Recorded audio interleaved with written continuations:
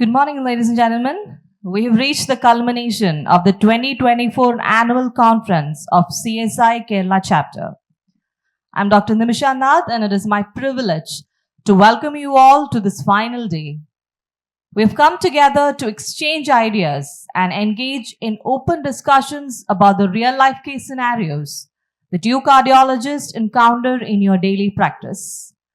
As we embark on this intellectual journey, I hope this session will provide a wealth of insights, encourage meaningful interactions, and inspire innovative perspectives. Without further ado, let's begin. Act 4, Scene 1, Clinical Scenes, Doctor's Dilemma. I request the stage directors, Dr. Sudhir Kumar and Dr. Stigi Joseph, and the stage managers, Dr. Matthew Abraham and Dr. Arnold Roby, to please come on to the dais.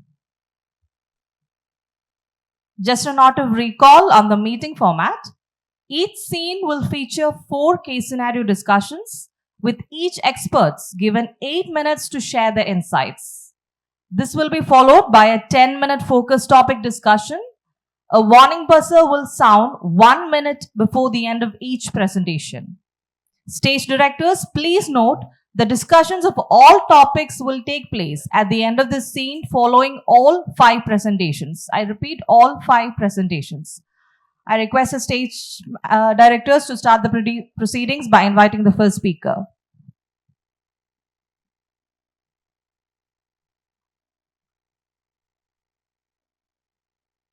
I think our role is time management. Sergeant, role is time management is top priority. That's okay. The first part is time management. Definitely will be done. Definitely will be done.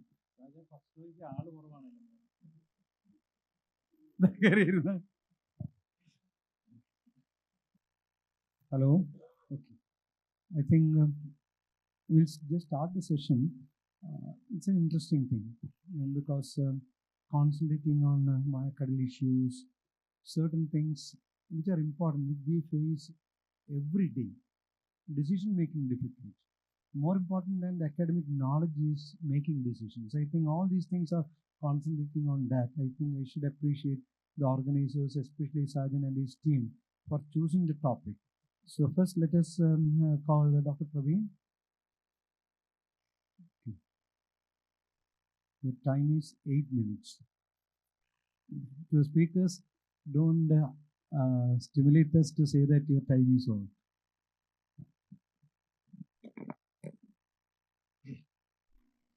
Respected chairpersons and my friends, for the next 8 minutes, I'll be talking a bit about the peripartum cardiomyopathy. Rajan has given a case scenario of a 30-year-old lady who had dyspnea on post-delivery day 3 in her first delivery, and echo showing a global LV hypokinesia which recovered. So she wishes to conceive again after 7 years and comes to us for fitness. So what should we do? The question is, can a woman who survived a postpartum cardiomyopathy safely become pregnant again?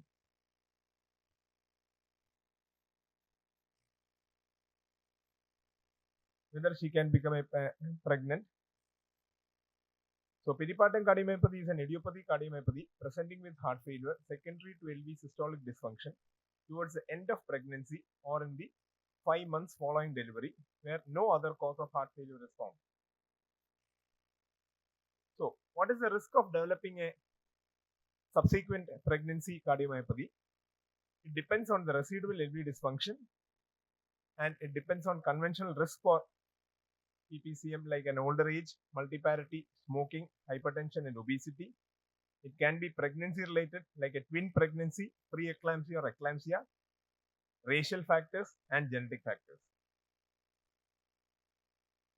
So the risk of subsequent pregnancy in women with a history of peripartum cardiomyopathy, this is a result of a survey which showed that out of 63 pregnancies, post-pregnancy LV function 40 recovered and 23 had persistent LV dysfunction. Out of which, in a subsequent pregnancy, the ladies who had normal LV function, 23% had heart failure and 1% death. Whereas in patients with persistent LV dysfunction, 54% had heart failure and 9% death. So these are the conventional risks for PPCM like older age, multiparity, hypertension, obesity and smoking. And pregnancy related risk factors are twin pregnancy, preeclampsia and eclampsia. Racial factors, African Americans are at high risk of developing postpartum peripartum cardiomyopathy. These are the estimated incidences. It shows that Africans are at high risk. And there are also genetic factors like a single nucleotide polymorphism near the PTH-LH gene, and this gene may regulate vascular homeostasis. Truncating variants in the TTN gene encodes the largest human protein titin, which is a critical structural component of sarcomeres in cardiac and skeletal muscle. So, what is the way forward? First is to confirm the previous diagnosis of peripartum cardiomyopathy, and second is to assess the residual LV systolic function and assess for any reversible factors and assess also the irreversible risk factors like genetic. And after assessing all this, we should have a final assessment and give advice.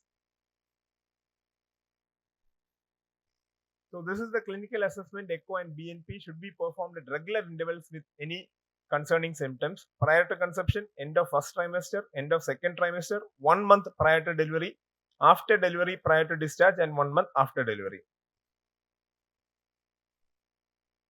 So PPCM has to be differentiated from other cause of heart failure. That is the most important thing. Confirm that the first pregnancy or patient had PPCM. It should not be a severe preeclampsia leading to pulmonary edema, mainly due to diastolic dysfunction, where the LV systolic function will be normal. It should not be a pre-existing dilated cardiomyopathy. It should not be a Takotsubo syndrome or a myocarditis. So, severe preeclampsia leading to pulmonary edema, mainly due to LV diastolic, usually the LV ejection fraction will be normal. Pre-existing DCM, early symptoms, PPCM becomes symptomatic in the last month or first 5 months after delivery. Takotsubo syndrome after a very stressful labor, and myocarditis, patients usually will have a history of fever. If the LV systolic function is recovered, she has a better prognosis. However, the normalization of LV function after index pregnancy does not guarantee a favorable outcome in the subsequent pregnancies. If the LV function has recovered, in a patient who has a recovered LV function, there is a 20% risk of relapse and a 1% risk of mortality. Whereas, in a person who has a persistent LV dysfunction, there is a 50% risk of relapse and a 10% mortality chance. So, we have to assess for any reversible factors like smoking, hypertension, obesity, and irreversible risk factors like older age, multiparity and race. And after this, we can go for the final advice. This depends on the desire of the patient, the risk of developing a peripartum cardiomyopathy in their subsequent pregnancy, and acceptance of the risk by the patient and family. So in future, genetic testing might be able to help us. The truncating variants in the TTN gene presence indicates high risk of recurrence in subsequent pregnancies. So this is the subsequent pregnancy in patients with recovered and non-recovered LV function. What we should do in the pre-conception of the first visit, there should be a risk counseling and follow-up planning. Clinical and LV ejection fraction assessment should be done. Baseline echo and BNP and NT-proBNP level should be assessed. Maternal risk, 20% have a relapse. Severe deterioration is rare, and mortality is unlikely, and rate of subsequent recovery is high. Medications, we should continue the beta blocker therapy. Yield of starting prophylactic beta blocker therapy is unclear. Diuretics and hydralazine or isosorbate nitrate in case of clinical or LV functional deterioration. And there should be close follow-up, and during delivery there should be multidisciplinary team for planning, Spontaneous vaginal delivery preferred unless fetal or maternal instability, and monitor for volume overload in the first 48 hours after delivery in case of recurrent LV dysfunction. Whereas in non-recovered cases where the lady has an LVEF of less than 50%, pre-conception risk counseling including discussion of alternative ways to build a family if pregnant and not considering termination. Close follow-up planning and stop RAS blockers and switch to hydrolysin isoprene nitrate. There is a higher risk of relapse. Almost 50% show further deterioration in LV function. There is increased morbidity and mortality, and premature delivery and abortion are more common. And labor and delivery, multidisciplinary team for planning is involved. Spontaneous vaginal delivery should be preferred, and early delivery if further decrease in LV function or hemodynamic deterioration. Consider hemodynamic monitoring for optimization prior to delivery and monitoring during and after delivery, and monitor for volume overload in the first 48 hours after delivery. We will have a discussion at the end. Yes, sir. We will proceed to the next topic, that is the risk stratification of asymptomatic HOCM patients prior to surgical management, non-cardiac surgery. Good morning, everyone. A big shout to the organizers, led by Dr. Sarjan and team, for creating this fantastic stage, beautiful directors and actors in this today's platform. Getting around to this very common topic which we all face in our day-to-day clinical scenario, risk stratification in HCM. It must be noted on how we all started. It was actually 1957 when Sir Donald Tier actually described this phenomenon first. 6 autopsies out of 16,000 autopsies, 6 sudden cardiac deaths, where he showed this huge septum and a pathology showing bizarre myocardial fibers. And that set the path towards diagnosing this particular condition over the years. That was in 1957. In 64, Eugene Braunwald called it idiopathic hypertrophic subaortic stenosis in a series of 64 patients. Very shortly after that, Morrow performed septal myectomy in 10 patients. Very interestingly, one must know that he himself had HCM, and he actually refused beta blockers and a CAT study by Eugene Braunwald at that time, and eventually had a sudden cardiac death, Andrew Morrow. The game changed in 1980 when Mirovsky, the inventor of ICD, implanted the first ICD, paving the way for increased, better mortality indices in hypertrophic cardiomyopathy. Back to the case, a 50-year-old manager who's referred for cardiac fitness. His ECG shows a lot of VPCs and LVH, and is detected to have HOCM with a gradient of 40. What next? So obviously, all of us know a dynamic. These things should have already have been done: a dynamic cardiac auscultation and examination, a 3-generation family history, ECG in detail analysis, echo, and prolonged cardiac monitoring. So just getting into the basics, most of which most of us know, but a few salient parts which I would like to highlight. Now, getting into the echo, the septal thickness more than 30 has been advocated as an adverse risk prognosticator for sudden cardiac death. The LVOT gradient, more than 30 is defined as obstruction, and more than 50 is considered a significant obstruction. Those who are asymptomatic can have a repeat echocardiogram yearly basis. That's the guidelines which they say. And less than 50 who do not have much of this thing can go for medical therapy. For those who have less than 50 resting gradient, provocative maneuvers like the Valsalva should be done. And those who have provocative also less than 50, an exercise TT is recommended. For symptomatic patients, that's a class 1 recommendation. And for asymptomatic patients, an exercise transthoracic echo is a class 2A recommendation. Giving note to left atrial dimensions is important. A large, more than 45 diameter is an adverse SCD risk prognosticator. A lot of papers on LA volume index now coming up as SCD risk stratifiers. GLS, again, not in the guidelines, but extremely easy and extremely used as an adverse risk prognosticator. Lower the GLS, worse is the overall long-term survival. Another echocardiographic modality, not at all very commonly used, but something very close to my heart, very useful in HCM. This is a patient of ours which we had around a couple of months back, usual mid-cavity and apical HCM. But if you look at the contrast echo, you will see the presence of an apical aneurysm, which can be very easily missed. An apical aneurysm comes as one of the important factors for SCD risk marker. So there lies the importance. So usually people advocate cardiac MRI to catch this, but again, this is another modality which one can use. The rhythm assessment, we saw a lot of VPCs in the chap. So you find NSVT on a loop recorder, it identifies a higher risk of subsequent SCD. More younger patient having NSVT is more prognostic for SCD. The longer and faster NSVT, evidence shows that you can have malignant arrhythmias. You may need longer periods of loop recording to actually catch these NSVTs. And if you don't have an indication for ICDs, this should be repeated every 1 to 2 years. These are all bits from the guidelines, the ACC and the ESC. Cardiac MRI is another modality which one can use mainly for morphological assessment. And again, it's a very good risk predictor. You can see the huge basal asymmetric hypertrophy here. But more importantly, the late gadolinium enhancement on the right is the adverse SCD risk marker. Different morphologies, like how I mentioned earlier, this is a mid-cavity obstruction with an apical aneurysm. And note in the right, you can see the late gadolinium enhancement, all scarred myocardium. This patient actually had ventricular tachycardia.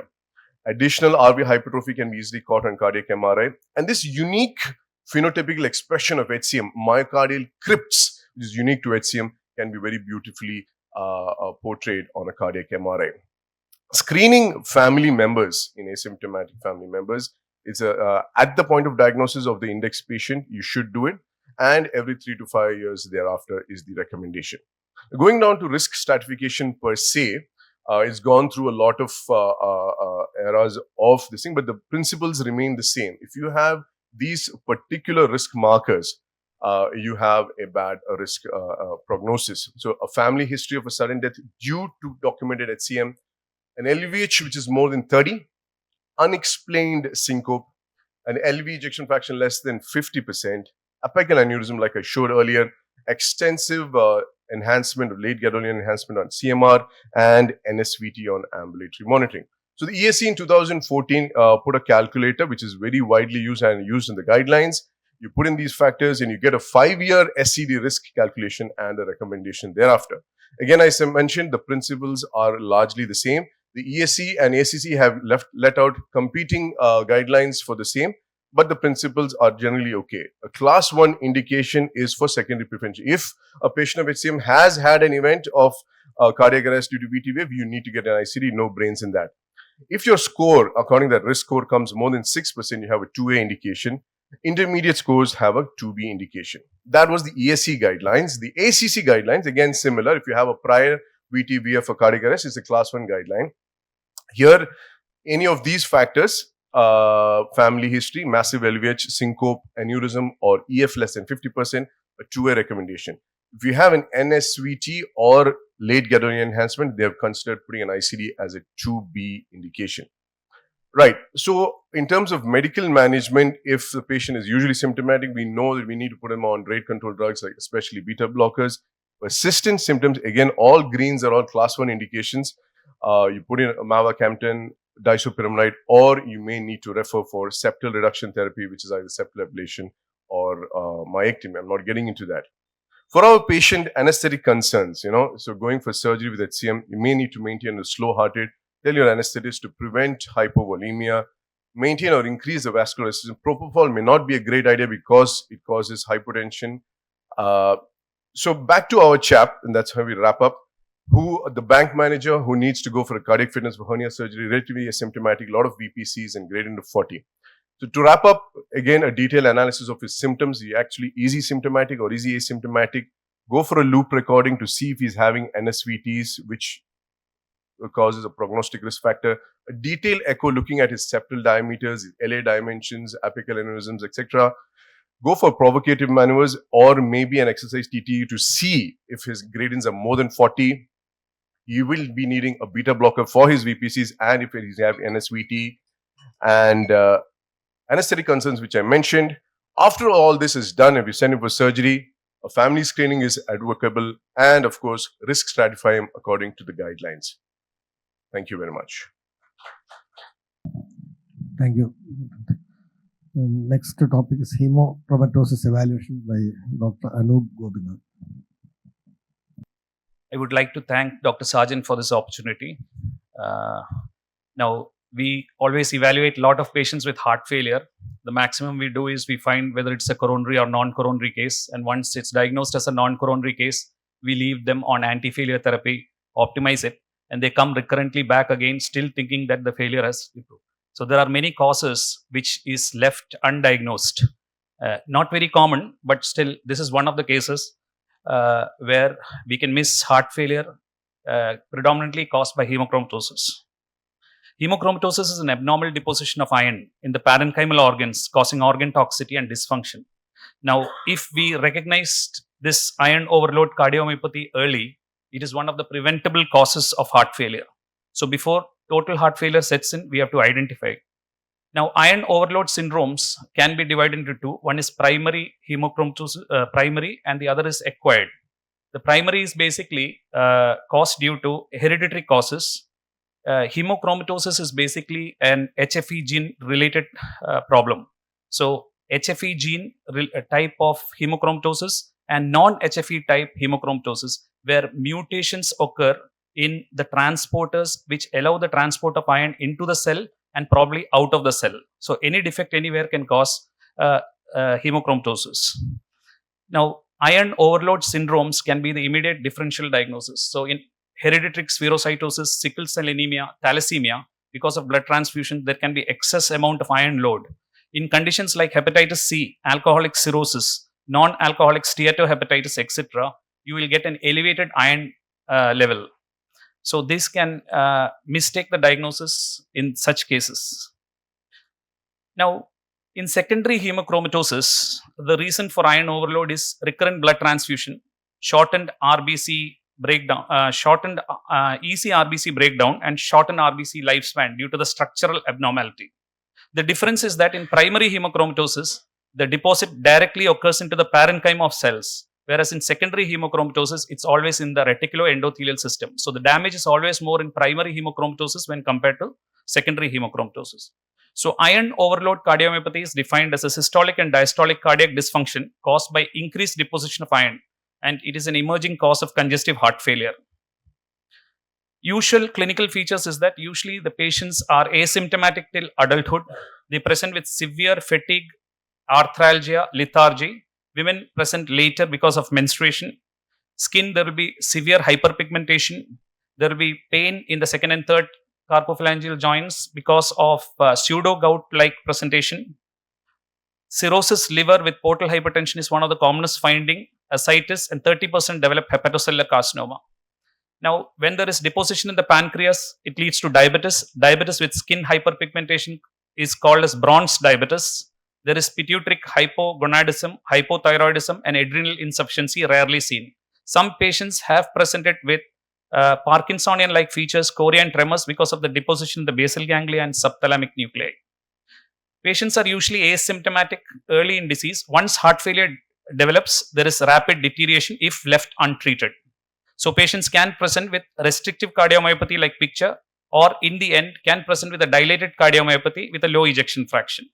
However, they present with pulmonary congestion, peripheral edema, and hepatic congestion, and they come with recurrent presentations if this is not identified and treated. Very rarely, pericardial constrictions have also been documented. Patient can develop a cardiac tamponade with rapid clinical deterioration. However, this is rare. There can be deposition of iron in the AV node causing varying degrees of AV block requiring a permanent pacemaker implantation. Atrial arrhythmias, atrial fibrillation is the commonest arrhythmia that is noted in hemochromatosis, and you can get ventricular tachyarrhythmias also. Once ventricular tachyarrhythmia starts, we know that it's almost an end-stage disease with dilated cardiomyopathy with a low EF. Now, how to make a diagnosis? In all such patients, we have to check for the iron indices. The serum iron will be elevated in many conditions. So, we check for serum ferritin and transferrin saturation. If the transferrin saturation is more than 45% and ferritin is more than 300 microgram in male and 200 microgram in females, the diagnosis of hemochromatosis can be entertained. Now, in all other diseases like alcoholic liver cirrhosis, etc., iron is increased, serum iron is increased. The differentiating feature here is the transferrin saturation and the ferritin levels, which are abnormally high in hemochromatosis. Ferritin is only an acute phase reactant, so it is very unreliable when there is an active inflammation going on in the body. So even a very low ferritin level can have a very high myocardial iron content. So if you combine ferritin with NT-proBNP, there is a high likelihood that it is iron overload in the myocardium. Now, the gold standard diagnosis is basically the biopsy of tissues. Usually, the liver and heart are involved together. You take a liver biopsy, you can find out that there is iron deposition by a Prussian blue staining. In the myocardium, an endomyocardial biopsy will help to find in such patients. The diagnostic test of choice is, of course, a biopsy. Now, ECG, you get non-specific low voltage complexes with non-specific STT wave changes, atrial arrhythmias and ventricular tachyarrhythmias if there is a low EF with dilated cardiomyopathy. Echo, you get a restrictive pattern like thickened ventricles, biatrial enlargement. On pulse wave Doppler, there is a restrictive filling, and on tissue Doppler, you will see that there is a lower transmitral annular velocity, which will help us to go for the next investigation, which is an MRI. Now, in patients with cardiac hemochromatosis, iron overload myocardium shows changes in signal intensity and susceptibility with a shorter relaxation time and quicker darkening of the image due to a paramagnetic effect of iron. So, if you have a T2 relaxation time that is less than 20 milliseconds, that means there is progressive deterioration in cardiac functions in time, accompanied by an increase in the left ventricular end systolic volume and increased left ventricular mass. Now, treatment. First is the dietic treatment. Iron supplements, vitamin supplements are avoided in such patients. Then we should go for two main modalities of treatment, which is a phlebotomy, and the second is using iron chelating agents. And congestive heart failure should be treated on the heart failure guidelines. Therapeutic phlebotomy is the treatment of choice for non-anemic patients with cardiac hemochromatosis. In one phlebotomy, we take out 500 ml of blood. That means 250 milligram of iron is removed. Now, we measure hemoglobin and hematocrit before each phlebotomy. If there is an 80% reduction in the hematocrit from the previous value, then phlebotomy is not continued further. Adequate hydration should be done at the time of phlebotomy. Now, iron chelation agents 3, desferoxamine, deferriperon and defersirox. These are used along with phlebotomy in case whose iron overload is not settled by phlebotomy alone. The long-term compliance with desferoxamine is poor, so deferriperon has been tried. In studies, deferriperon has been found to be more superior to desferoxamine. Another one is defersirox, which has a very good oral bioavailability and it lowers the iron level and iron overload in both heart and liver. Now, erythrocytophoresis. If you do 30 or 40 phlebotomies, 1 or 2 erythrocytophoresis is enough to remove out the RBCs. So, number of times you go for phlebotomy can be rapidly reduced. Can we give 1 or 2 minutes more, Sergeant? Okay, 1 minute more. Cardiac transplantation, heart failure that is refractory to medical therapy, transplant is the treatment of choice. 30-day mortality rate is around 12% and survival at 10 years is around 41%. So, associated diseases like sickle cell anemia, thalassemia should be treated with a hemopoietic stem cell transplant. With that will reduce the number of transfusion and prevent an iron overload. Now, the new therapies are basically calcium channel blockers. They will block the L-type and T-type channels. So, amlodipine, nifedipine, verapamil and ephonidipine has been tried. And divalent metal transporter 1 ebisilin is also being used in this treatment because it blocks the divalent metal transporter 1, which is responsible for absorbing iron from the enterocytes. Hepcidin. Hepcidin deficiency is responsible for accumulation of iron in the parenchymal cells. So, if you supplement hepcidin, there is a reduction in the iron load. Genetic therapy, gene modification, beta thalassemia and sickle cell anemia and divalent metal HFE gene correction can be done by genetic modification. So, this is one patient which I have been following up. Please. Yes. 2 more slides. This is one patient that I have been following up for 7 years. She came with gross hyperpigmentation, severe overt heart failure. It was detected to have hemochromatosis. She underwent 36 phlebotomies. Now she undergoes around 3 phlebotomies in 1 year. See, all the hyperpigmentation, etc., has all decreased drastically. This was not, I don't have my previous image, that is why this was the final image. But still, cardiac thickness, everything is the same almost, even after so many years. Thank you. Morning, everybody. Thanks CSA Kerala chapter and Dr. Sajan for this opportunity. To try and resolve this clinical dilemma in regards to AFib in the elderly. Most therapy in advanced age is always a predicament. So the case in context is about a 90-year-old lady who had a PCI 7 years ago with DES and continued on clopidogrel and apixaban and presented 10 days before the current admission with a hemoglobin of 7 grams and her stool Achilbert was positive. What was done was apexaban was stopped and transfusion was given, and she was apparently not willing for OP. And subsequently, after 10 days, she gets admitted with a minor stroke. How do we address this scenario? So several points rise, and that props up and needs to be probed to try and resolve this dilemma. We can look at it at two sets. One of the set of issues that arises: what could have been done when she presented it the first time, or if she had follow-ups before the first presentation. The second set of issues that arise are: what do we do when she's presenting with a minor stroke? So if she had follow-ups regularly, shouldn't he have been on Novak alone? And probably this lady did not have follow-ups, and she had been continued on both Novak and a single antiplatelet. At the presentation 10 days before the current admission, she was apexaban was stopped for a hemoglobin of 7 and an Achilbert positive. Likely clopidogrel was also stopped, but is there a case to stop clopidogrel and continue on apexaban? We'll try and look at that issue. The second set of issues that prop up and need to be analyzed are: is there a way to persuade them to undergo a scopy? Because at an advanced age, it's prudent to get a scopy done. Don't know if the gastroenterologists have something called guidelines or class of indication such a scenario. And is there a case to resume Novak? Despite the patient being refusing to undergo a scopy, is there a case to resume Novak? And this has to be, of course, a shared decision with the family. And lastly, is there a role for LA appendage closure? And the question arises: will she be willing, if she refuses scopy, will she be ever willing to undergo a more riskier procedure like a appendage closure? We'll try and look each of these quickly and finally try and resolve the dilemma that was given to us. After 2021, after these data that came out from Pioneer AFI, Redual PCI and Augustus, the standard of practice, at least from 2021, is to be on patients who have AFib and CAD, continue only on Novak after 1 year of ACS. So for chronic coronary syndromes, the standard of care should be only Novak. Our lady is an elderly lady and all can be considered as a high bleeding risk patient, and therefore even after 6 months of the PCI, she should have been only on Novak. Likely she did not have follow-ups, and therefore she ended up continuing on both the drugs and had to have this low hemoglobin and Achilbert positive. So when she presented the first time, probably for fatigue, and when she was found to have a hemoglobin 7 and had Achilbert positive, apexaban was stopped. Could it have been the other way, stopping clopidogrel and continuing an apexaban? Let's see if we have a case for that.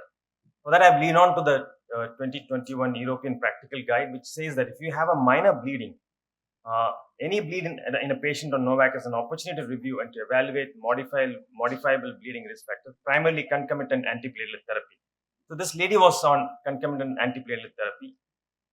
Should we have done the other way? Should we have stopped clopidogrel and continued on apexaban?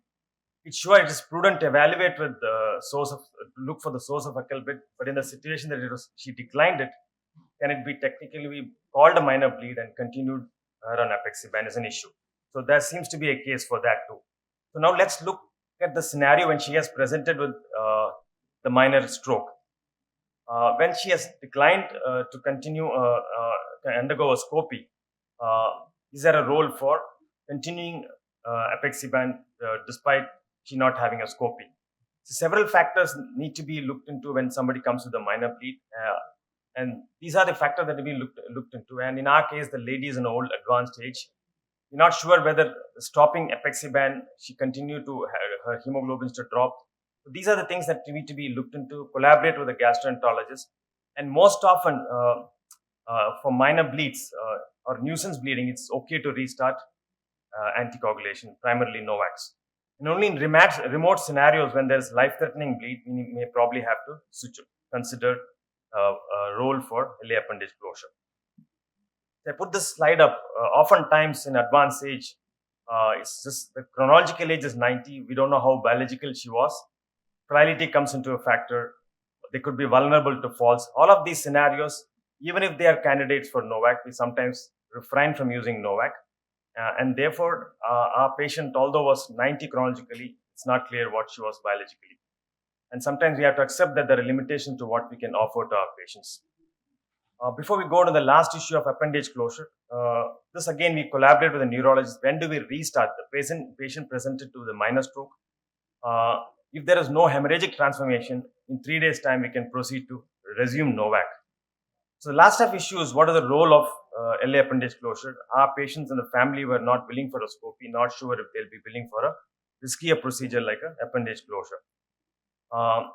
Both Prevail and Protect AF were done in the era of OAC, the pre-DOAC era.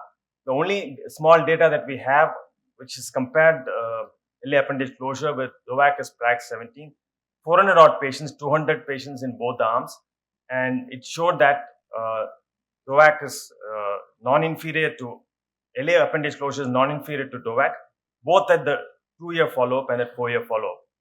So both ESC and AHA actually the level of class of recommendation is class 2B, and it's only to be maybe considered in patients who have AFib with contraindication of long-term anticoagulant. And the example could be a life-threatening event which is not reversible. And again, it's not that this is an innocuous procedure. We need to look into procedural risk, including stroke, major bleeding, and device-related thrombus and pericardial. The reported rates of in-hospital major adverse event is about 9% in centers where they do only 10 LA appendage closures a year, and probably comes down to 5% in centers that have done around 100 procedures a year. So that's not the case in our country. So how do we handle this dilemma? So one, I would still persuade scopy. If the family is not still willing, then it should be a shared decision to restart apexaban and then continue surveillance for drop in hemoglobin, or continue to look for a bed or if there is a major GI bleed.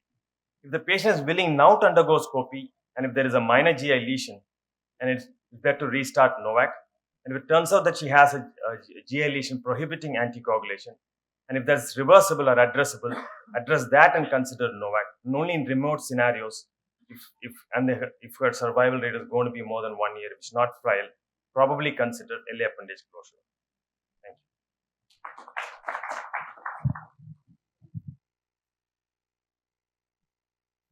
And summing up what to be done, and that's what we wanted.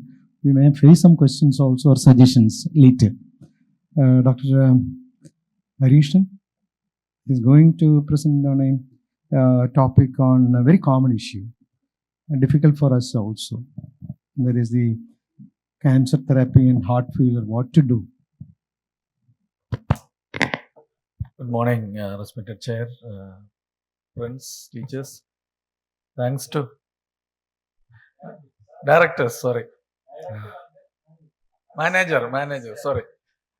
Thanks to Showprasa sir and Sajan. So, cancer therapy and heart failure. This is the case scenario given to me, a 63-year-old lady, past history of radiation and chemotherapy for CA breast, now come with dyspnea on exertion. I will come towards the end after my presentation. Cardio-oncology, we face many patients who have cancer being before starting chemotherapy referred to us, or while on chemotherapy referred to us for evaluation. The terminology is CTR-CVT or CTR-CD, cancer therapy related cardiovascular toxicity or cardiovascular dysfunction. From a cardiologist perspective, it is regarding the most permissible therapy.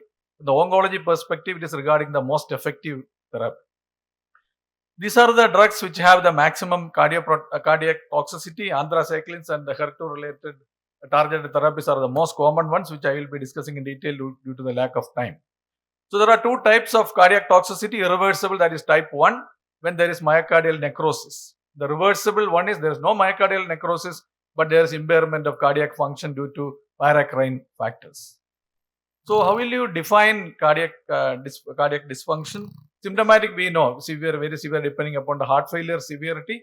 But in the asymptomatic, we have to see the, I'll take the point, we have to see the ejection fraction. If the ejection fraction is less than 40 from a previous normal ejection fraction, it is considered severe asymptomatic cardiac dysfunction. 40 to 49, it is moderate. And more than 50 with a GLS of a decline of more than 15% and a rise in cardiac biomarkers like natriuretic peptide, or troponin, it is considered as an asymptomatic cardiac dysfunction. So, how is a patient is being referred to you? What will you do? There is a heart failure association, ICOS, the International Cardiac Oncology Society risk scoring. I think it's difficult to see, but there is a risk score simple to calculate, which is based on previous CVD, cardiac biomarkers, age, etc. So, if you have no risk factors, it is low risk. Very, very high risk. It is, for example, a patient with a history of previous heart failure. He is a high risk patient. So, you have, when you do an evaluation, you have to do an ejection fraction assessment, preferably by a 3-dimensional echocardiography. That is recommended in all the guidelines. And GLS also should be measured. That is a recommendation. So, ECG in all, transthoracic echo, they recommend only in high risk. But I recommend to do it in all patients when they are referred to you for an evaluation, legal issues also. And when these patients are referred to anthracycline or HER2 related therapies, you have to do a troponin and a BNP also in them. So, step one is you risk stratify them into mild, moderate and severe. All patients more than 40, the risk factor assessment and control is very important, especially hypertension. Hypertension is a risk factor. It has to be controlled to 130, 80. That gives a better outcome. And lifestyle modifications are important. Mild and moderate risk, it is only routine oncology follow-up and cardiology evaluation if there is a development of a cardiac toxicity, either by a routine evaluation or by symptomatic presentation. High and very high risk group, you have to, in the initial part itself, you have to discuss with the oncologist and the patient regarding whether to initiate or not. Severe LV dysfunction patient, you are starting on an anthracycline therapy, you have to discuss with the patient the risk-benefit ratio, etc. And in such patients, you have to start on the cardioprotective therapies like ACE inhibitor, ARB, and beta blockers. So, what is the data on these protective therapies? There is significant data. The systematic review and meta-analysis shows both anthracyclines and trastuzumab. There is benefit with beta blocker and ACE inhibitor or ARB.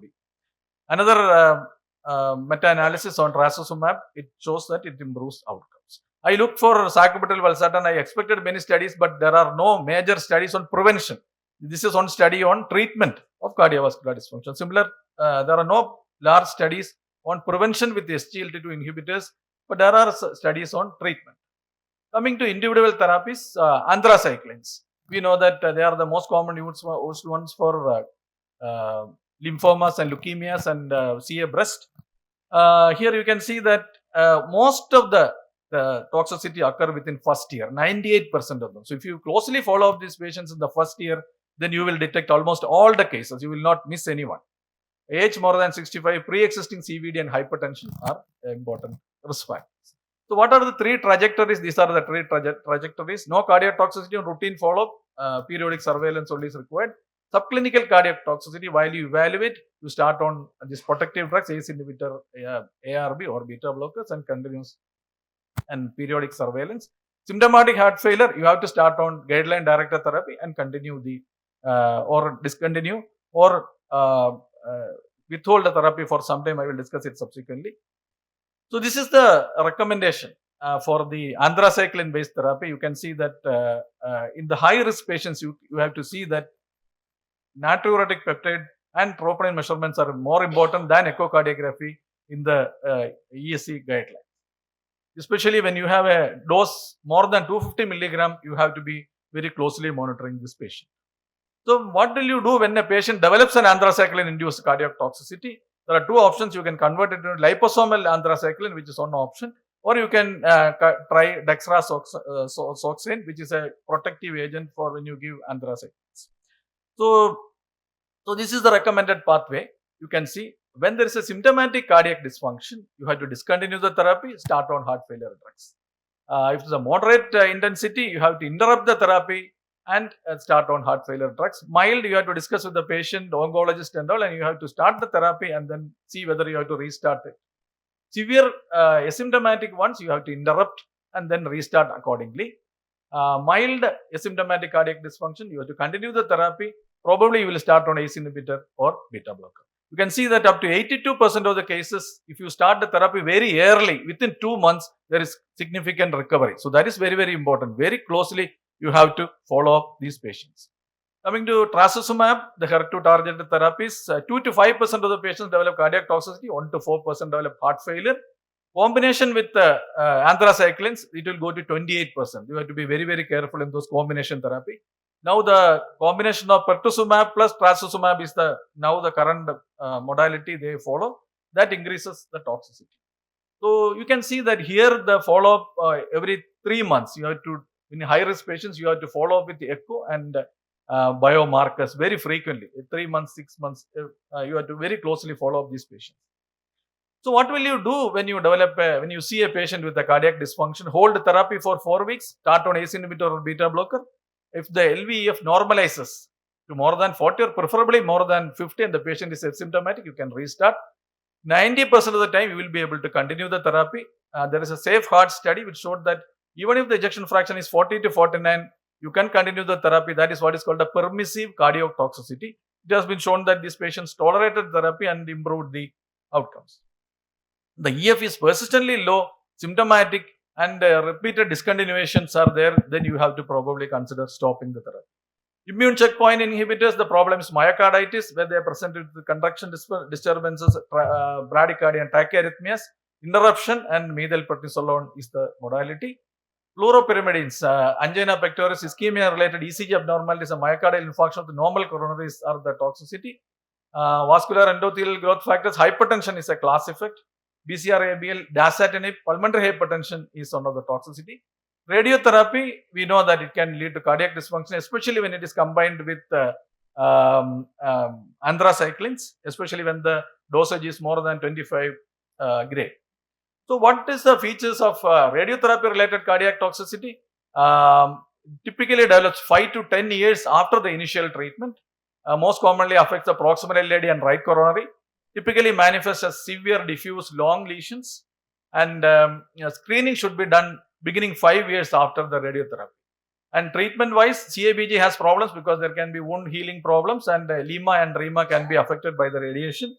PCA with a drug-eluting stent may be preferred because of this, and restenosis rate has not been found to be different from the normal restenosis rates.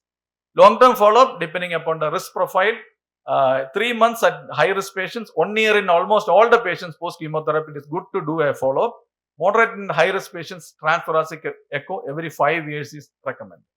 Coming to our patient, a 63-year-old lady post-radiation and chemo, the things to be considered are coronary artery disease and ventricular dysfunction, risk factor assessment to be done, echo, ECG, and probably an invasive coronary angiogram. Pericardial disease and recurrence of malignancy also to be considered. That the standard therapy for coronary artery disease, revascularization, preferably by PCI, ventricular dysfunction, guideline directed therapy. To conclude, cardio-oncology practice should facilitate patients with cancer to receive the best possible treatment safely and minimizing CTR-CVT. A good pre-chemotherapy assessment and risk stratification is the first step. Risk control is very important. Prophylactic use of beta blocker and ACE-ARBs probably has a role, and close periodic monitoring, very close and very intense, and early initiation of heart failure therapy is the key. Thank you. I request all the protagonists of the session to please take the stage. Dr. Praveen Velappan, Dr. Salman Salaluddin, Dr. Anup Gobinathan, and Dr. Bhima Shankar to please join Dr. Harikrishnan. You will be able to stand for another 5 to 10 minutes. Okay. And now the role is for actors. Now our role is over because we have managed the stage without much problem, because Sergeant Vadiyaittu ninnu. So everybody finished in time. So he should be a good administrator also. Okay, fine. Now it is the role for stage actors. Now we'll put it like this. We'll take one by one rather than mixing up the whole thing. Is it okay? Yes, that's what. I think we'll take peripartum cardiomyopathy. The target is Dr. Praveen. I think we'll start from their end. Yes. Praveen, I think last week or so we have Justin Paul's editorial in Jack. He was suggesting that because of the increasing incidents, at least in low and middle income countries, routine antenatal echo is something, a policy change that is something which can.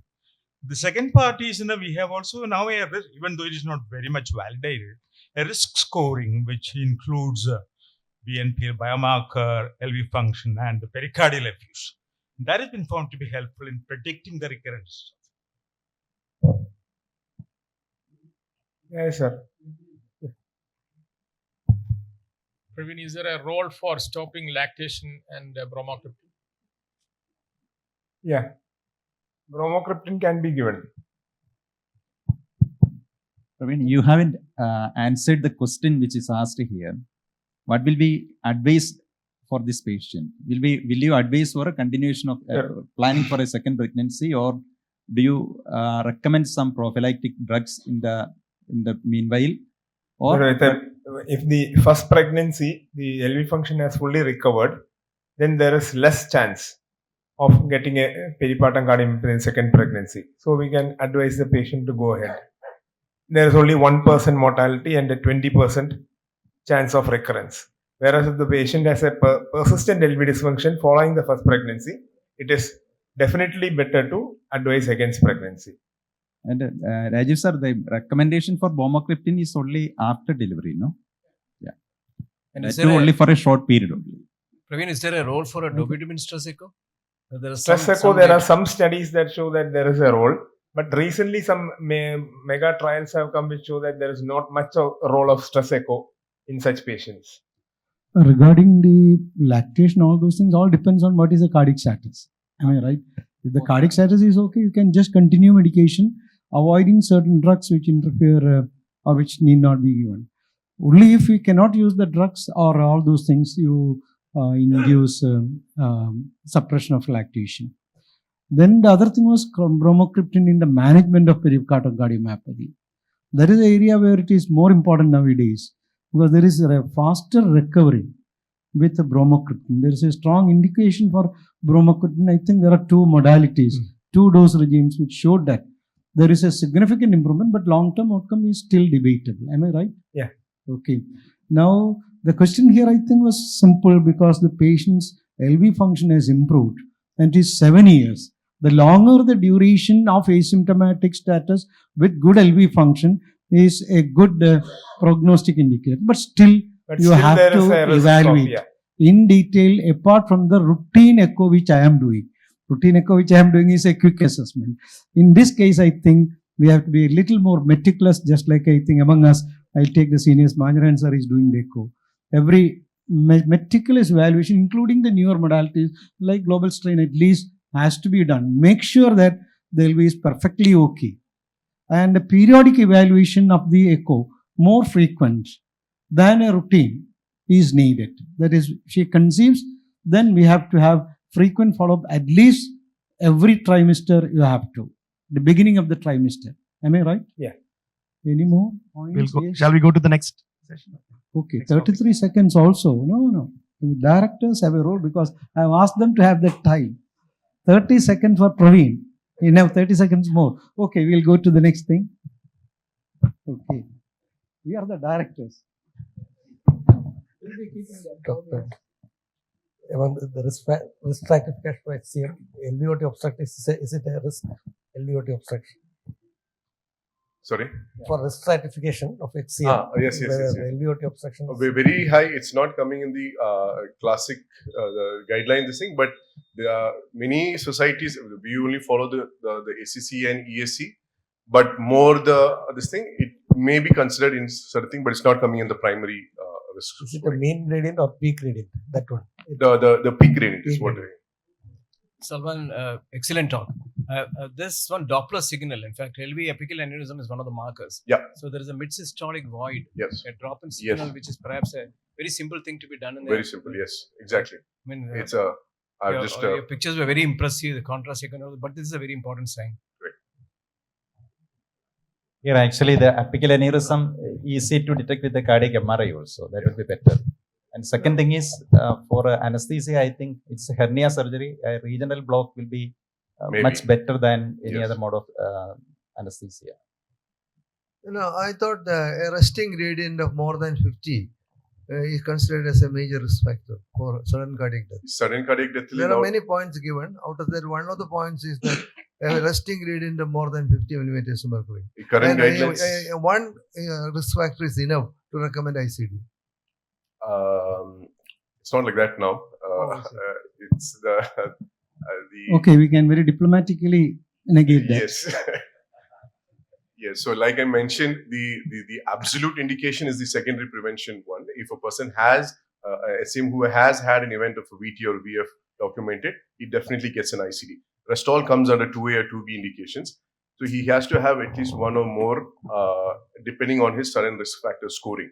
In that, the 7 factors which I mentioned: family history, unexplained syncope, LA dimensions, actually the LVOT gradient. Unfortunately, in ACCH ESC guidelines, it's not mentioned over there. Apical aneurysm, CMR, late gadolinium enhancement, 7 factors are there, and they have a scoring depending on that as well. So all of them comes under class 2A indications for that. That's how the current guidelines. Excellent talk, Dr. Salman. In fact, when a patient comes with a concentric ventricular thickening, and we are not sure whether it is a sarcomeric mutation related HCM or an infiltrative type cardiomyopathy, Yes. certain phenotypic variants, MRI markers would help it. Of course, you mentioned the myocardial crypts, then the papillary and mitral valve abnormalities. These 2 factors, along with the gadolinium enhancement, T1 enhancement in the RV insertion points, these 3 factors would help us to see whether it is a phenotypic marker of a sarcomeric mutation. Correct. And also in apical aneurysm is an important finding. But when you see in MRI, often they are actually densely scarred. So when you calculate the LG, it should be excluded in overall context when you take it as 15% or less. Thank you. I think Shakespeare has. Actually, the apical aneurysm itself is an indication for a prophylaxis. No? Okay. I think we had. As per actually European Society, it is not. AHA adds LVEF less than 50%, apical aneurysm, and also gadolinium enhancement. 3 of them. Now, Shakespeare has put a stop on us because he has taken away the timer. Okay. So he has full control over the actors, all the people. Now, the question is, what next in this case? Now, that's the issue here. That's the issue we face every time. He has a resting gradient of 40. He came for surgery for hernia, which is painful. And surgeon says it has to be operated. What will you do? That's what we want. That's what we face. Yes. Will you send him for this thing? People love their hernias more than their heart, always. Yeah, that's it. Always. Because he has come for hernia surgery. Always they want their hernias more than their heart. Yes. So what important is, you have to guide them, put on optimal medication, and have a good discussion with the anesthesia surgical team to take care of the precaution. That is more important. I think you agree that you will go ahead with the clear for surgery. With some beta blockade because he's got a lot of VPCs. Optimal heart rate, adequate hydration. Avoid these instructions have to be written when you give a reply for pre-anesthetic or pre-surgical. Not that there is a high risk. That's what we usually do. Okay, maybe taken up of an extra high risk of 10% for perioperative cardiac events. Nothing. They can't understand what we meant is different. But in the response, we have to write what are the instructions, precautions they have to take. You agree? Correct, exactly. Okay, thank you. Sergeant, we'll go to the next. So request from the production team to the directorial team. We have already crossed the budget and the time. Okay. We can have one short question each to everyone. Okay, when the timer is difficult, some problem is happening. Because all of them have taken on to the time, 8 minutes. Okay, I think you don't have much chance. Okay. No. We can have one question each. Okay, one question each that we'll handle. It's okay. I think I'll start with the hemochromatosis. The question was, will you continue rivaroxaban? The patient has menorrhagia. We have to address that. Because this is a problem which is rare. Iron overload cardiomyopathy is more common than primary hemochromatosis. How many of us have seen a case of hemochromatosis? Difficult. Suppose you get such a case and the patient is bleeding. I think both these things have been taken up already. That is the bleeding. And here is a problem with liver disease. The question is, what about rivaroxaban? So I think basically the liver disease is probably the cause of menorrhagia. Usually the basic presentation of hemochromatosis is usually with amenorrhea because there will be a hypopituitaric hypogonadism. So yes. And actually we can monitor with the cardiac MRI for quantification of iron. Iron. And, I think you want to face some questions or? We have conveyed everything fairly well. That is whether to continue or not. It's an extremely difficult thing. If the hemoglobin has dropped, so it was a major bleed. It has dropped to 7 grams. And Karishan, obviously you don't require some questions because it's a difficult area. Chemotherapy, all those things. I think we are a very, shall we? We had a very wonderful time. Excellent presentations. I appreciated this, and they have given us the answers for the issues raised. Thank you so much. Thank you, Sergeant et al. On behalf of the managers, we thank you so much. We would request everyone, directors and the actors, for the last bow and a photograph together. Thank you, everyone. sir. Moving forward, Act 4, Scene 2. Based on true stories, Speaker's Cut. I would like to invite the stage directors, Dr. Muhammad Mustafa PP and Dr. Cherian Koshi. I will also request the stage managers, Dr. Vinod Thomas and Dr. Shaujad Mohammed, to please take the stage. I would also like to call upon our first protagonist, Dr. Sarita Shekhar. First, I call upon Dr. Sarita for a presentation. Yeah. Good morning to all. Thank you, Dr. Sarjan, Shivaprasad sir, and organizing team for this opportunity. So today, the next topic is actually how to manage a pregnant lady with pre-existing ischemic heart disease. So the case scenario is a 42-year-old lady, highly educated. She has a history of anterior wall MI 2 years back, has undergone PCI to LAD. She has a fair LV systolic function. She's married recently and wishes to conceive. So she's aware enough to understand that she needs to approach the cardiologist and discuss before planning to extend the family.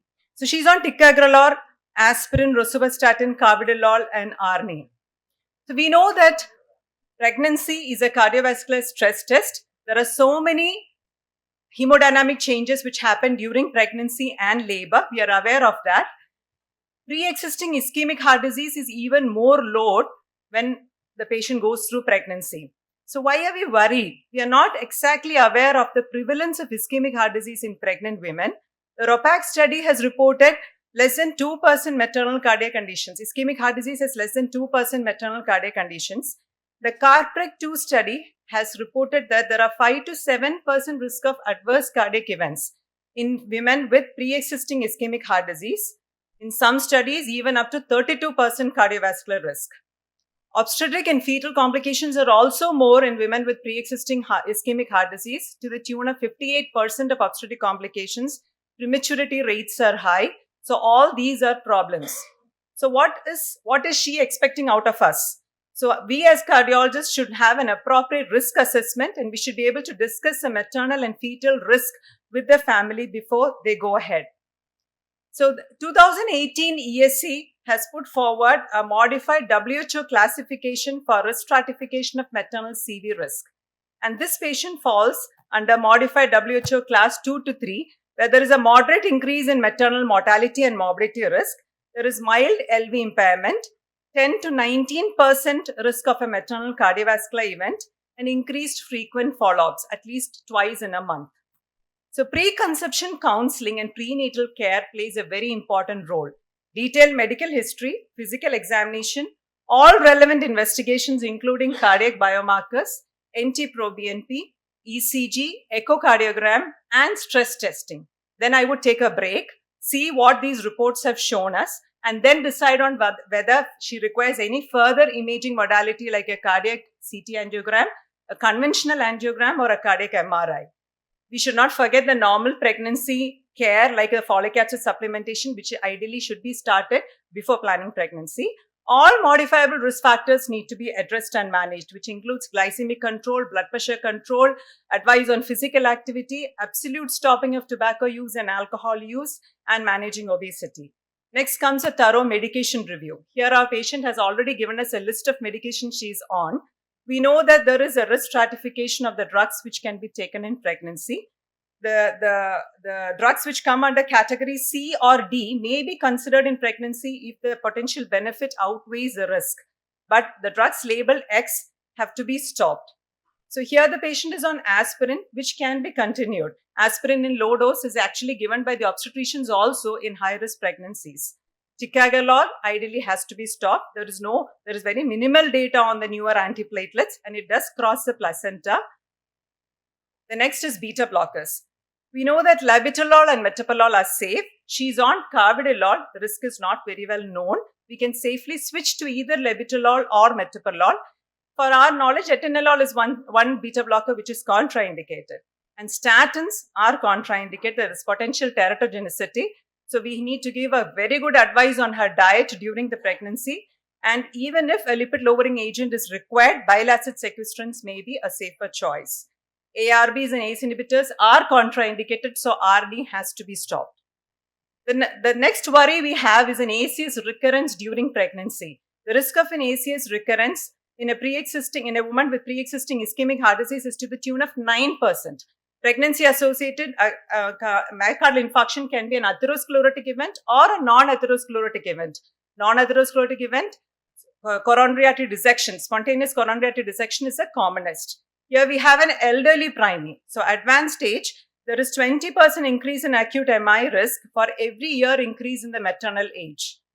So just about how to manage an acute MI during pregnancy. It's about symptom assessment, ECG, echocardiography, which we will do. We should remember that most of the MIs occur in the early postpartum period.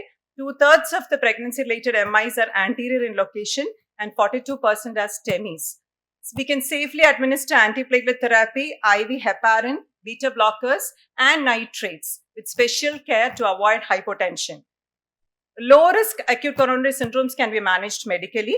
High-risk cases with hemodynamic instability, heart failure, and ongoing angina, we have to subject them to an invasive coronary angiography with careful injection if we are suspecting coronary artery dissection and properly managing to lower the radiation exposure as low as possible.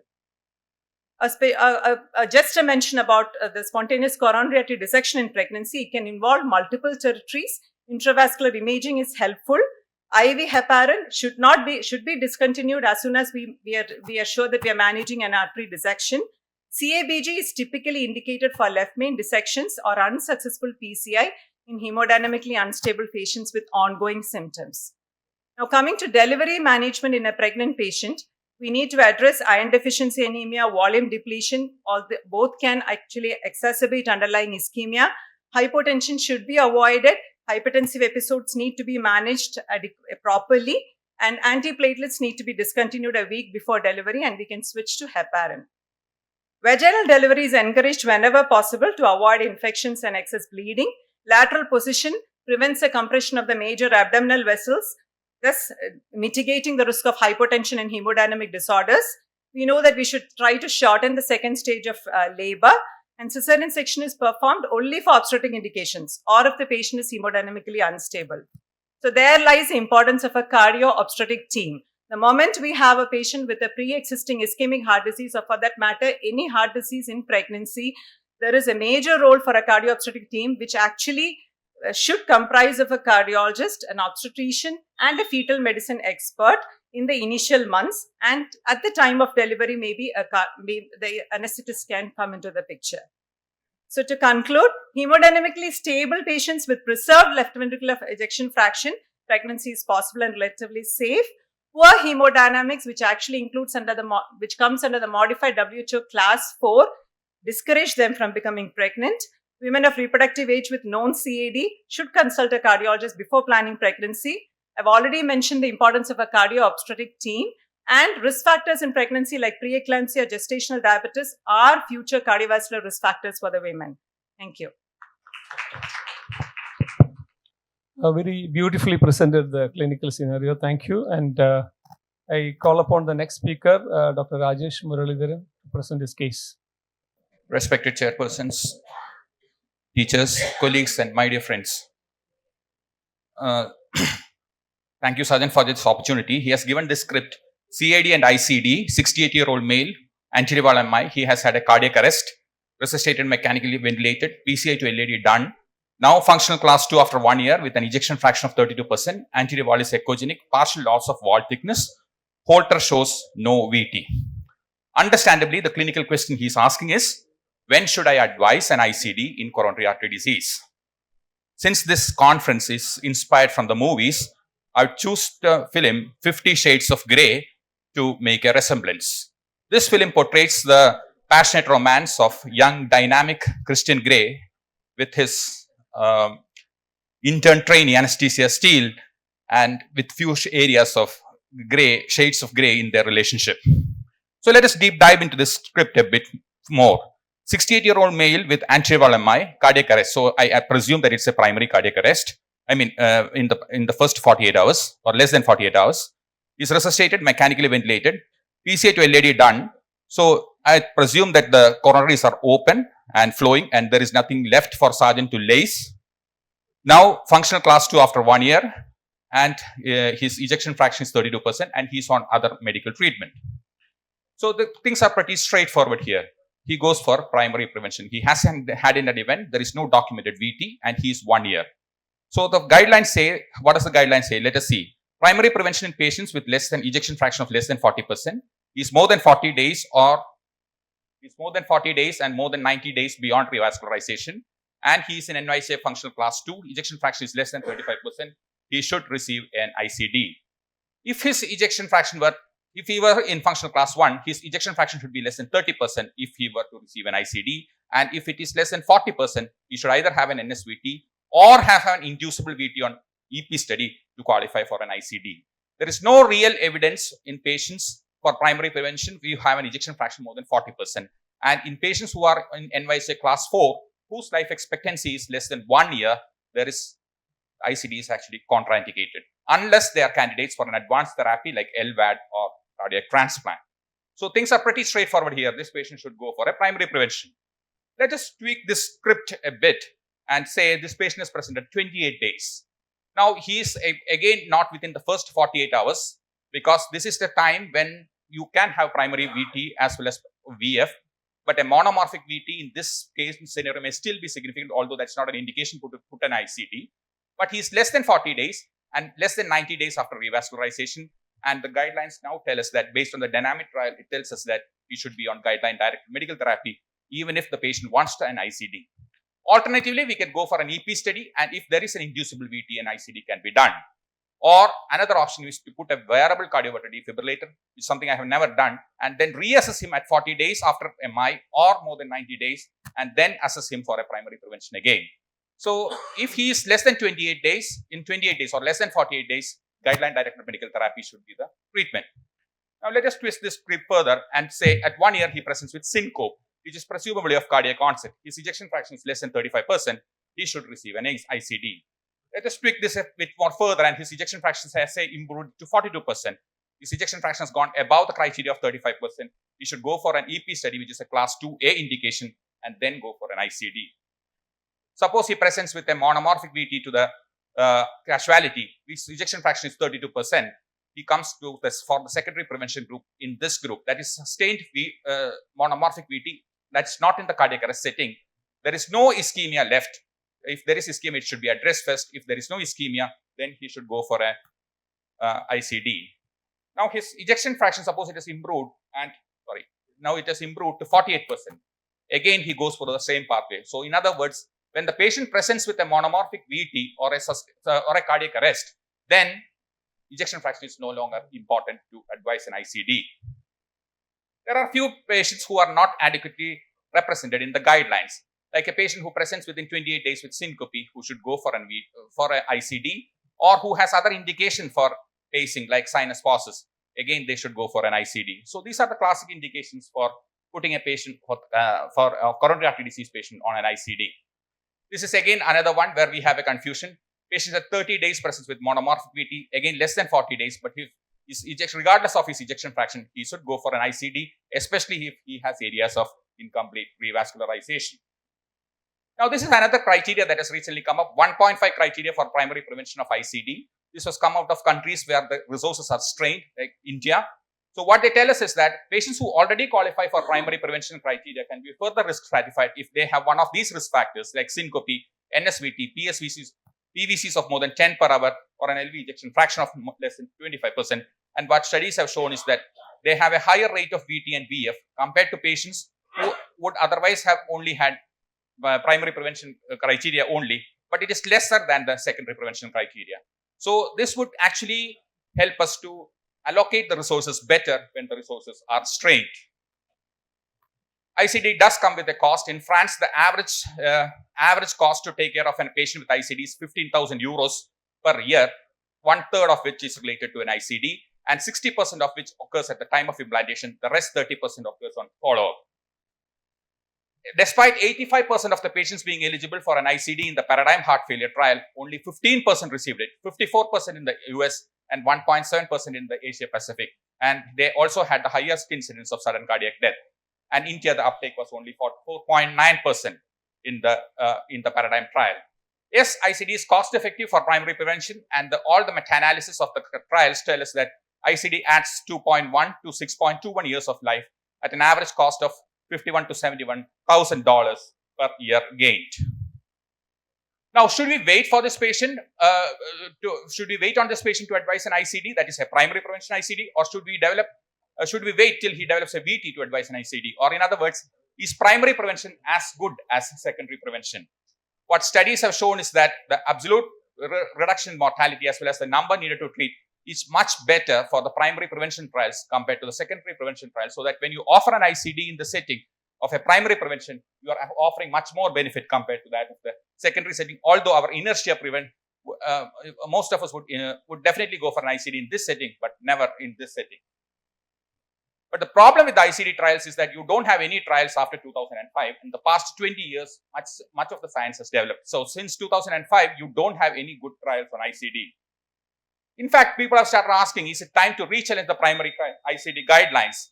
Even given that you see that there has been 41% reduction in the heart failure mortality from 1995 to 2014. But ICD is still relevant for primary prevention, as in this analysis of almost 19,000 patients in 15 European countries, where the ICD group, despite being on contemporary therapy, had 27% lesser mortality compared to the control group. It is again exemplified in the Paradigm heart failure analysis, which tells us that patients who had an ICD at baseline, along with valsartan sacubitril, had lesser sudden cardiac deaths compared to patients who are otherwise eligible, but not on ICD, but on valsartan sacubitril. So the sudden cardiac death was lesser with both the ischemic as well as with non-ischemic morphology, although the benefit of valsartan sacubitril was more in the non-ischemic group compared to the ischemic group. So coming back to our patient, what should be our advice? Very straightforward, guideline-directed medical therapy plus ICD for primary prevention. But I'm sure that you would agree with me that our passionate romance with ICD still has few shades of grey. Thank you for your time and patient listening. Well presented, Dr. Rajesh, about the guidelines of ICD. Thank you. And now I call upon Dr. Rajiv to present about antiplatelet and anticoagulant therapy afher TAVR.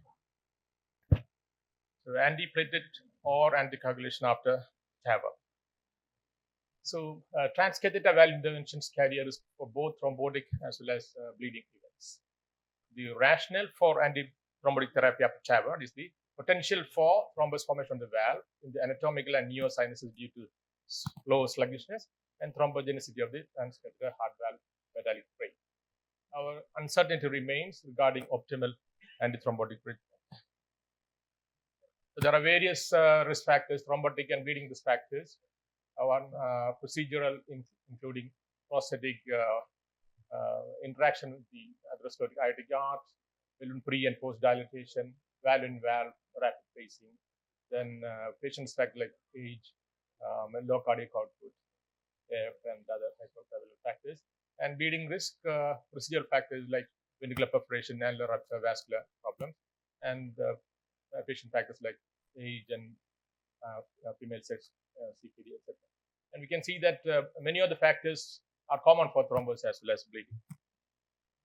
And many patients develop thrombus on the valve called the HALT, hypoattenuated leaflet thickening following TAVR.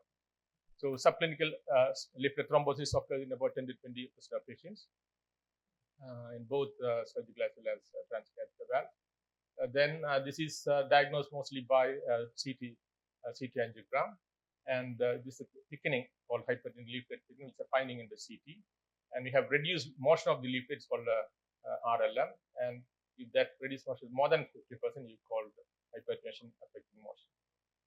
And the impact of HALT on its treatment and other hemodynamics, outcomes, etc., a little uncertain. There are various factors which increase halt, like orientation problem with the commissural misalignment, which impairs the sinus flow. Then implantation abnormality, asymmetric implantation, causing prosthetic deformation. Then incomplete expansion. So both under expansion and over expansion can be a problem. And it's a larger valves have and with low gradients we have more of thrombotic risk. If the lower depth is risk, then trauma, especially for balloon expandable valves, which have more of trauma. And post dilatation also causes more trauma. So we can have a normal leaflet or a leaflet with thrombosis, which may extend from subclinical leaflet thrombosis to very clinically relevant obstruction. And so various grades of halt on CT. So grade 4, you have more than 75% of the leaflet having thrombus, reducing motion. Then what's the long-term follow-up of halt after TAVR?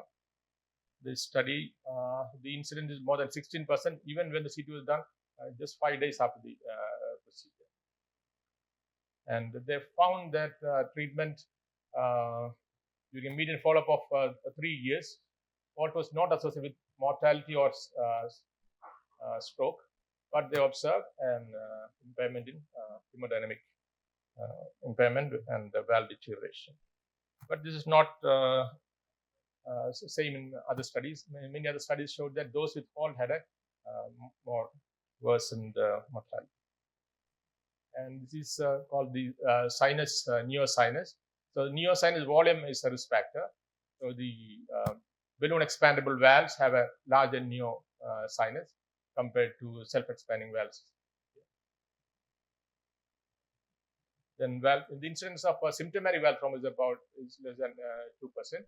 After TAVR, this frequency ranges from 15 to 38%, and it's about 31% at the end of 1 year.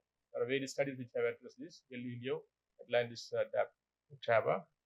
And this Galileo study, which compared rivaroxaban-based antithrombotic strategy to an antiplatelet strategy, and they found that there was significant reduction in halt when rivaroxaban was used, but that did not convert into clinical improvement. In fact, clinical results were worse. So in the Atlas, in this trial, similar apixaban was associated with lower leaflet thrombus at 3 months, but without much clinical benefit. Then TAVR, anticoagulant was dual antiplatelet therapy, and in the 229 patients without indication for oral anticoagulation who underwent TAVR, 6 months of edoxaban versus DAPT was used. Again, the leaflet thrombosis was reduced, but clinical relevance was not there. Then I will show a case of an 81-year-old doctor who had a TAVR elsewhere in last year. Then he had an annular tear during the procedure. They did an emergency surgical repair, and after 1.5 months, he had cluster dyspnea and was referred to us. And this was the echo. You can see that this leaflet, there's a thrombus on this leaflet, and it reduced the leaflet moisture. And you can see that the flow is eccentric. And he incidentally has mitral stenosis as well, moderate. Then if you see here, the two leaflets, there's thrombus on the right and left cusp. And there is PR. And these are significant pH with the PR gradient of 17, indicating moderate pH. Then the gradients were elevated. And after 1 week of treatment, he had shown improvement in the leaflet mobility with apixaban, and the leaflet motion became better, and the thrombus appeared to be disappear. The PR gradient has significant increase, improvement in peer pressure and ID grade. So what are the guidelines recommending? European guidelines recommend if there is no concomitant indication for oral anticoagulation, lifelong single antiplatelet therapy, preferably aspirin, class 1A. If the concomitant indication for oral anticoagulation, continue OSC lifelong. If recent coronary stenting, no concomitant indication for OSC, consider a DAPT for 1 to 6 months, and then single antiplatelet. And if recent coronary stenting and concomitant indication for OSC, OIC lifelong, and the single antiplatelet for 1 to 6 months. And American guidelines are somewhat similar. And during the procedure of TAVR, they suggest an ACT of 250 to 300. And the case scenario that Sergeant provided, a 78-year-old lady, TAVR positive AS, hemoglobin drop, day 2, C2, pelvic hematoma, and blood transfusion, stroke, moderate sized infarct. So she has both a major bleeding complication as well as an embolic thrombotic complication. So then it depends on whether the bleed is can be resolved or unresolved. If it can be resolved, if it's a spontaneous stoppage of the local bleeding, or you tackle a major iliac injury with a covered stent, or if whether it's unresolved, whether it's a continuing bleed or risk of a further major bleed is there, then the stroke, whether it's related to the procedure, which is likely to be most likely to be, then AF embolic. About 30% of people have AF post TAVR. Then it could be a pre-existing atherosclerotic problem or halt. So the decision on antiplatelets or antithrombotics now depends on these various combinations. If the bleed is resolved and with a low chance of recurrence, anemia is corrected, and there is no hemorrhagic transmission of the brain infarct, then you can give antiplatelets or anticoagulants depending upon the requirement of the neurologist. If it is related to the procedure, DFPT. If AF or halt, no AF. And if it's only atherosclerotic, single or dual antiplatelet. If the bleed is unresolved, an antiplatelet antithrombotic therapy must be withheld till it is resolved. Then the problem comes when both there's a major bleed risk as well as stroke risk. Then there's a decision dilemma, complication with the competing interests and opposing treatment options. Then it's better to have a multidisciplinary team meeting, including the relatives as well. Then we'll have to tread very carefully through a thin line and select one modality or the other, and often in half measure. Or the options are watchful expectancy, deliberate inaction for nature to take its own action. Then it's very important that we should have taken the relatives conference beforehand, because when you tell this, it is a bad turn of events. The patient's relatives won't be amused because they have spent such a fortune. So, thank you.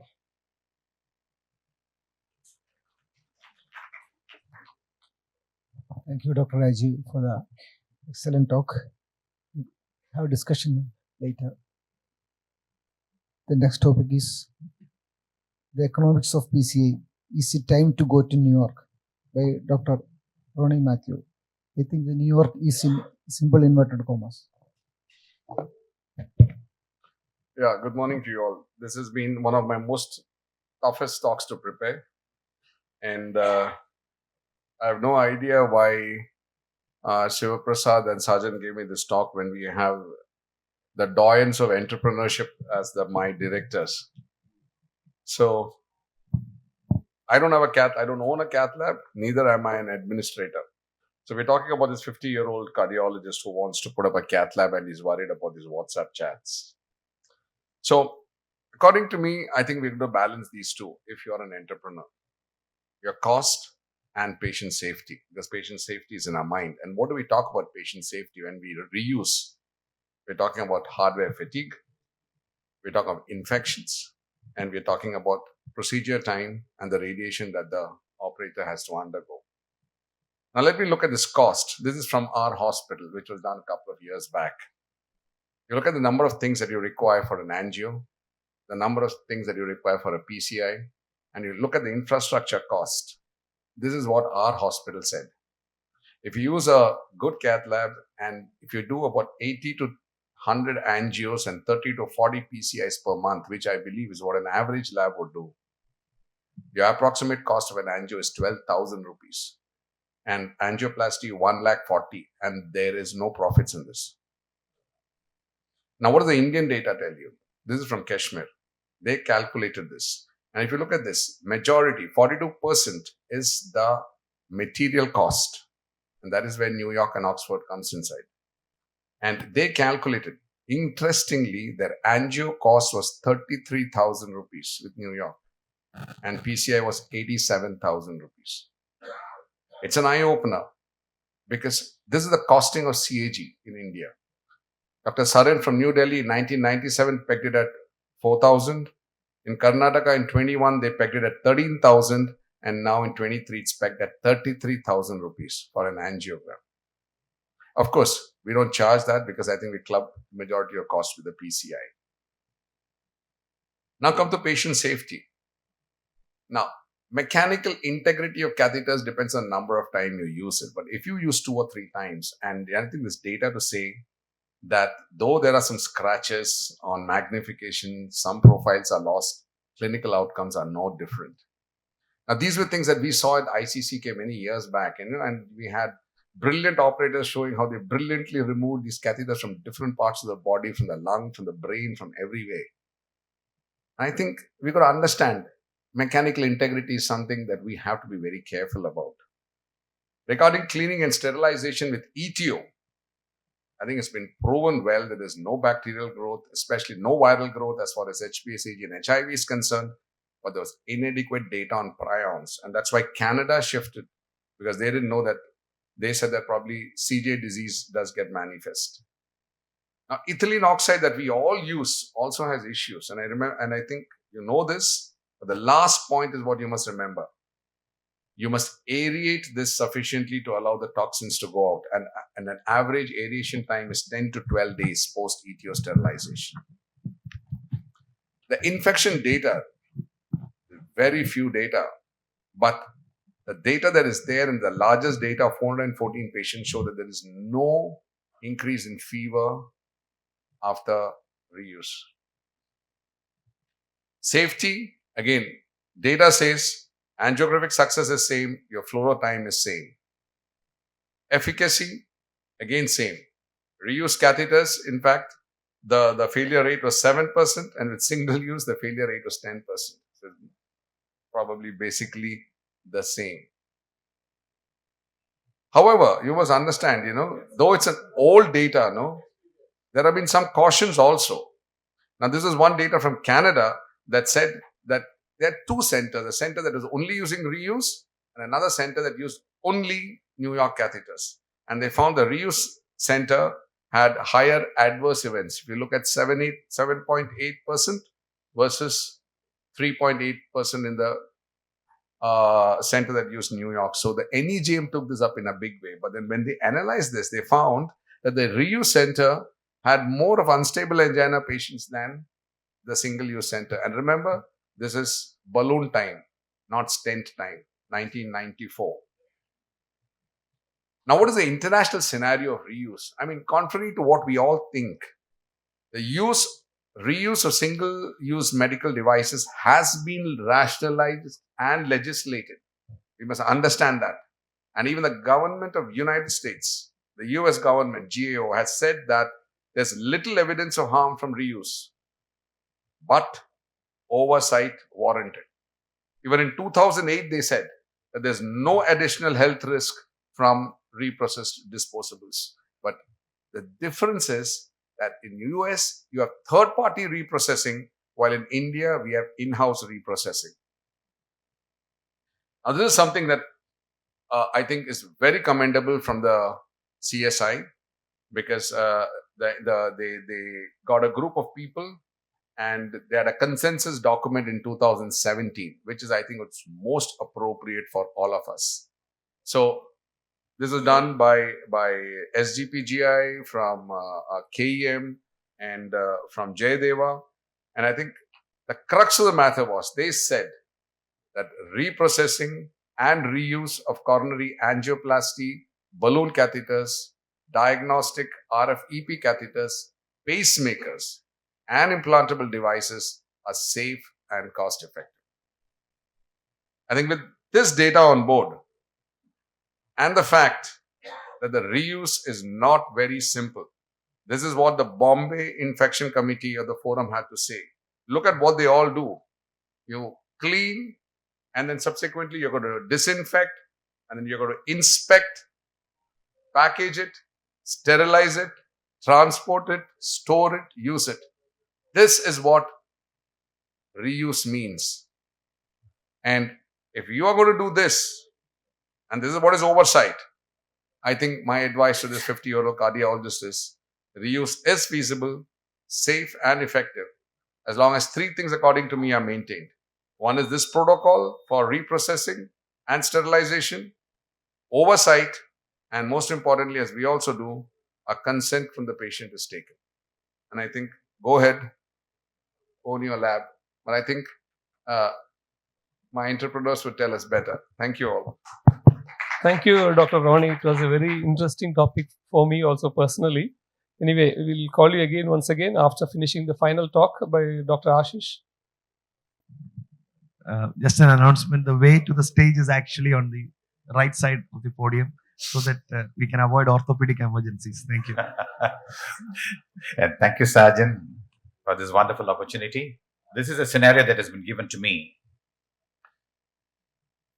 Now, I think the notion behind this is the chance finding that only transfemoral TAVI and not alternate access TAVI is superior to SAVR. And this was a finding from the Partner 2 trial published in 2016 in the New England Journal of Medicine. And when you talk about the feasibility of a transfemoral access, there are three variables which we look into: the actual size of the vessel, the extent of calcification, and the degree of tortuosity. And generally, what we come across is adequate size vessels, but which are diseased. And herein, you could resort to one or more of these options: serial dilatation of the vessel with dilators, selective balloon angioplasty, and in extreme cases, intravascular lithotripsy. I don't know whether the patient belongs to this category, wherein here the vessel is of adequate size. And why I say so is because you look at the diameter of the external iliac, it is smaller than the common femoral. There is focal involvement of the left, diffuse involvement of the right external iliac. So what we do is we use increasingly larger dilators smeared with propofol, a 14 French and an 18 French, and you can see how easily the expandable sheath can be pushed through. Now, it is equally important to make sure that you have not damaged the external iliac. You take an angiogram at the end of the procedure. The advantage of the dilator is that if at all it causes a dissection, it is a retrograde dissection which heals by itself. On the other hand, if this is a scenario wherein the vessels are generally smaller, unfortunately, this tends to happen in elderly females wherein the vessels are very unyielding and there is not much of calcification. Here again, the left femoral is slightly larger than the right. So we could choose a left femoral. Sometimes you can put the sheath in, but it is very difficult to push the valve through. Wherein what we do is we dilate using a 6 millimeter balloon, because this is a balloon expandable valve that we are using in this case. It's a 14 French sheath which can expand to 18. You dilate within the sheath, expand it, and then you can push it through. On the other hand, if we have a case like this, extensive calcification, you can see that nodular calcification, dense calcification, very narrow vessels, you could use intravascular lithotripsy. And this can be supplemented with further balloon dilatation. The sheath goes in and you could finish out the procedure. Now, the other scenario would be very small size vessels which are significantly diseased, wherein you need to look for alternate access. And what is this access? You look at the literature and you get confused. This is a publication in 2020, close to about 80,000 patients, and they found that the transcarotid and subclavian approaches were associated with an increased risk of stroke, but not an increased risk of 30-day death, bleeding, or vascular complications.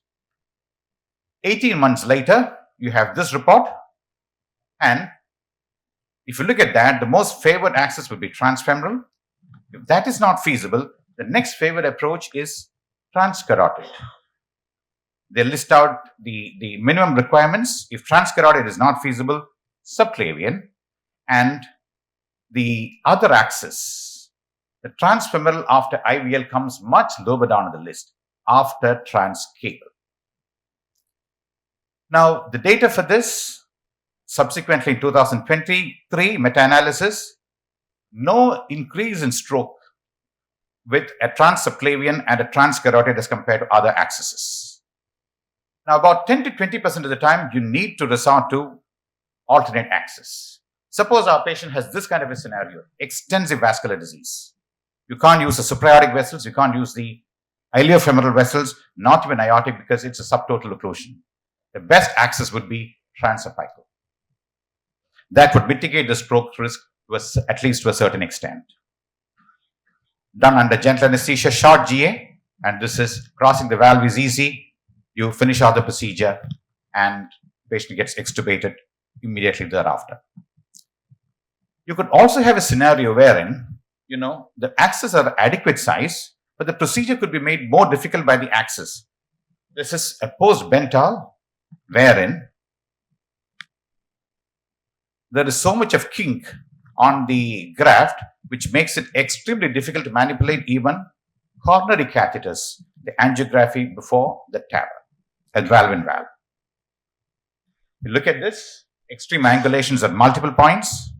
Here again, a transapical. You can see even manipulating the wire is a little difficult. Now, suppose our gentleman falls, and this picture will tell you the kinks in the graft. Suppose our gentleman falls in this category. There is a bit of a coarctation, not much of a gradient. Bicuspid aortic valve, aortopathy, dilated descending aorta, vessels are all of adequate size. You could go ahead with this. You find that because it's a bicuspid, in this case I have used a stiff wire, which is a Lunderquist. The balloon does not track because it always hugs the greater curvature. So what you do, you switch to a less stiff wire. The balloon crossed easily. You could dilate, but then taking the valve again, it does not go through at all because of the wire bias. So herein, despite the fact that you have adequate size vessels, we switch to the alternate axis. Subclavian in this case, ultrasound as well as angiographic guidance. Then the subsequent procedure is pretty easy. Crossing is very straightforward on a safari wire.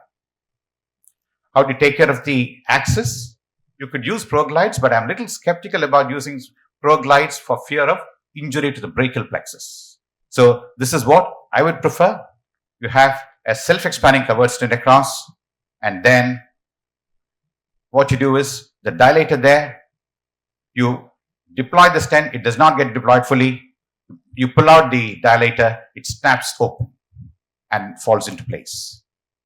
There is absolutely no bleeding. Transcarotid, first described in 2012. A lot of attention has been focused recently. Favored access, alternate access for TAVR if transfemoral is not possible. Requires gentle anesthesia, direct exposure to the carotid, and under visualization, you puncture vascular clamps both above and below. You keep the ACT slightly higher, the blood pressure slightly higher, and the data does not support looking at the circle of villi to assess the adequacy of cerebral circulation, nor is there any data to support routine neuro monitoring during the procedure. I am excited by this as well. Percutaneous, the first reports in 2023 of 2 cases, wherein using a micropuncture needle, you access the carotid and they close it using ProGlides. But the carotid sheath, I'm a little concerned. I would still use a stent graft rather than ProGlides. Last but not the least, if this is what this patient has, extensive disease everywhere. You can't use the iliofemoral segments. If the supraortic vessels are diseased as much as this, your only option is a cave aortic. You decide on the site of puncture based on the CT, the closest point between the IVC and the aorta, electrocauterize a stiff wire, enter the IVC, enter the aorta, and then finish out the procedure, close the entry side using a VSD occluder or an ASD occluder as the case may be. So this is what one of the recommendations are. Transfemoral, then carotid, subclavian, and subsequent alternate axis. What would I prefer in this case? I would try to look at transfemoral, including IVL if it is required, unless the patient is morbidly obese. And why I say so? The data says if the BMI is more than 35, transcarotid is better than transfemoral as far as regards vascular complications. I would use subclavian because I'm more comfortable with the subclavian. I use the carotids for my fenestrations, but more experience with subclavian. Transapical, if there are no other accesses, transcaval would be my last option. So in conclusion, I would say choosing the appropriate vascular access impacts the TAVR outcomes. Nothing exemplifies a team approach than the TAVR treatment because you never know when you require surgeon's help. Having said that, the interventionalist should be well versed with all potential vascular access and managing the access. Alternate access for TAVI should be case-based, not just the access, also the comfort level of the team performing the TAVR. Thank you. Thank you, Dr. Ashish, for demonstrating beautifully all the, different anatomical challenges in case of TAVI. I think I request all the protagonists of the session, Dr. Sarita Shegar, Dr. Rajesh Muralidharan, Dr. Rajiv C. and Dr. Ronnie Matthew to please join Dr. Ashish on this stage. I think my most interested topic out of this is maybe, which is given by Dr. Ronnie Matthew. I'm actually thank you for, telling that it is very expensive to manage a cath lab. I think it was a very one thing which I have noted. And another thing which I would like to highlight here is from the management point of view, I think all of you will agree that our cardiology is only one specialty where the tariff is always remaining the same. Probably if you take 10 years back, you were charging the angiogram the same price, and even today. In fact, angioplasty was more expensive 10 years back. Yeah, correct. So when compared to the other specialties in modern medicine. So definitely that is one area, how do we go about to face the challenge? I think precisely. I think the issue is because, 10 years back, the cath labs costed, I'll tell you, 2002, a good cath lab costed 3 crores. In 2016, it costed 6 crores. Today, they are charging you 9 to 10 crores for a good cath lab. So I think cardiologists are finding it tough. I don't know how you all manage your setup, but it's expensive. That's why I said I'm happy that you brought out this point. And another thing which, regarding the complication, you said, I think there was some study that there is hardly any difference between Oxford and New York. But I don't agree with that because I think personally all of us will agree that most of our complication happened because of the reuse. No. Yeah. I beg to differ with that. See, because there are 4 studies that very clearly tell you that there is no increased complication because you look at the mechanical integrity of the catheters and then you sterilize it. The problem with us is our people have no way of knowing how many times the catheter is reused. The catheters that broke in our cath lab when we did an audit were catheters that were used 6 times. So now we have a system of every time we use it, we mark it. Yeah. And the second time we mark it again. And we never use it after 3 times. So I didn't put that up because my talk was very short. But reuse should be limited to 2 to 3 times maximum. And another thing is, there are certain things which you should not reuse, very often. For example, like wires. And another important thing is in my practice, what I do is, if you are going for a tough case, it is better to start with New York hardwares. See, it's also, you must also understand the industry has also changed. They are now making catheters and wires such that you do not reuse. Yeah, See, correct. for example, BMW Universal 2 is a prime example. You can't use that wire the second time. It becomes sticky now. In fact, if you're using that wire for multiple vessels, you can't even use it for the first patient. They are also changing. So reuse is becoming more and more difficult now. The catheters are becoming more flimsy. The Hyperion catheters from Asahi, I think, is very difficult to use it the second time. So the cost is going and the reusability is, coming down. So how are we going to face this, challenge? That's at least one advice for me to the people is like, at least we should not compete in reducing the price. We should compete by improving the quality in the management of coronary disease. Yeah, that's good. From the production team, you have got yes and no placards. So if you were to undergo a coronary intervention, how many of you would prefer it to be an entirely New York procedure or reuse is acceptable? Yes or no? To the theatre. Okay. Yes, sir. In 2010, when I passed my DM, the angiogram was costing 8,000. Now 2024 is costing 9,000 only in most of centers. Can I? And actually, the thing is, when I calculated the economic part, the angiogram, if you do everything in New York, it is costing 3,500 extra. For angioplasty, if you take everything in New York, it is costing 25,000 extra. In Chennai and Bangalore, if you see, for a single stent angioplasty, they are charging 2 lakhs to 2.5 lakhs. So I feel it's a time to revise our packages and make angiogram around 15,000 and the plasty around at least 1.5 to 1.8 lakhs. Yes. That's the best. See, I have a small comment. See, right now, I'm working in a center where there's no cath lab, but I'm sending people for cath every day. So I tell them one thing.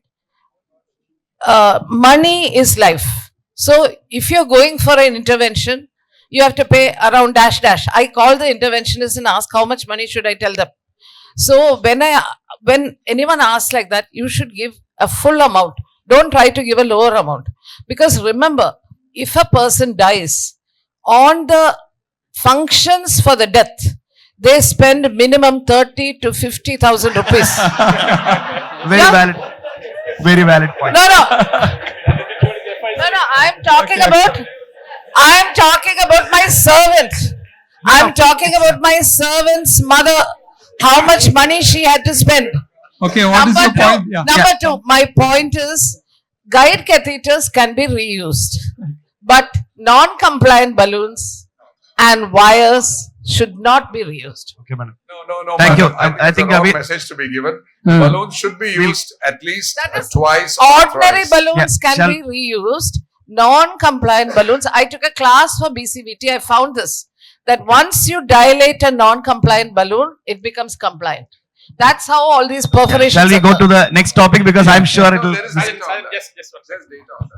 I think the price has not gone up because of competitive pricing between institutes. Correct. So people are afraid to increase even if it's not making a profit or even balance. And regarding non-compliant balloons, there is data that shows that the second and the third time, the size does not increase. In fact, the size comes down. So that is why I have a request to all the cardiologists that at least we should not compete on price. It is for our own survival, for the survival of the department. Yeah. I fully agree with the team. Dr. Ronnie, there are centers that use 20 times or 25 times materials in India. It's already documented. The question is, that should be there's a very important issue here. CSI is okay, said can use maximum 3 times. That also to see that there are all aspects, including the integrity of the material. Is there any legal issue if you reuse and make some complications, suppose dislodgement of the material, reuse? Because company said it's okay, you can use only once. Is there any legal issue? Yes. Because in Germany, they reuse it. But I checked this legally question out, accepted. Ashokan. The issue is there a consent? NABH during their accreditation process also asks for the protocol from the hospitals. So if you say you reuse and there's a protocol in your hospital for reuse and if a consent for reuse is taken, there is no legal issue. So you have to take a consent from the patient. Yes, we take a consent. Our consent I think involves. that's a very important thing for reusing the material. My third point was that. Our societies should come up with guidelines, like say for a CSI. I think, Sajan, you should have kept this topic alone, a different session, because it needs a lot of. Okay, I think we'll move on to the next probably. I think Dr. Sarida's case, I think I was just wondering, Sajan, whether the age was 42 or 32. Yeah, it was actually real life. All the case scenarios are real life patients. Because at the age of 32 only she is planning for marriage 40, and then. Yeah, 42. This is happening in Kerala.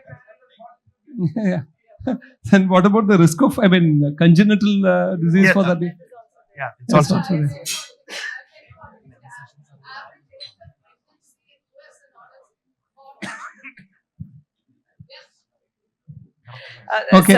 So the sergeants, that particular case itself was because when I was reviewing the literature, it is becoming more challenging now because women are planning and extending family later now because they're more career oriented. And that is also a good thing because they're coming late. So we have the issue of elderly primary, all those obstetric and antenatal management along with the pre-existing heart disease. Recently, I read an article saying that in another 10 years, 40% of the women may not get married also because they are more career oriented. Possible. So that will be another. It's already like that. Okay. So, but in your case, anyway, the MI was 2 years back, so there is no issue Correct. in stopping antiplatelets Correct. during. Yes. And you can give aspirin, which is safe also. Yes, yes. So there is no much. We are more in a thing. problem if a patient has a recent angioplasty and presents to us after conception. That is more problematic. So this case was more straightforward. My question is to Dr. Rajesh. There is indication as per the guidelines for an ICD in this patient, but is it still settled because newer and newer trials are coming up from European Society and all regarding this indication? You also told it is a 1.5 class No, indication. there is the sudden cardiac death indication actually is remaining the same. The heart failure death is actually decreasing as a result of the newer medication. So there is still 27% mortality benefit with a primary prevention ICD. So primary prevention ICD post MI. A raise of hands. Yes. Now, how many of us really do it? Our ICD implantation rates are much lower compared to the. I think in this thing he mentioned less than 1% of the indicated cases receives ICD in post. Unless IVT is documented, we are very resistant for. We wait for a secondary prevention rather than advising it in primary prevention. But So the bulk of in your case, it is not because of the VT, because VT happened as a primary VT. So it is because of the low EF, there is Exactly, an indication. sir. Yes. So if you have a different clinical scenario that complete revascularization not happen and patient developing VT maybe after 1 month or so. So in that case, you directly advise ICD or you revascularize and wait. if there is something left for revascularization, we should revascularize it first and then reassess. If there is nothing revascularizable, say example, a chronic total occlusion is there and that's not revascularizable, we should put an ICD. Shall we go to the next question? Yeah, sure. Madam, we have a time. No, it's not a question of time. It's very important. See, the Cardiological Society of India Kerala chapter should advocate primary ICD insertion. I'll tell you a case.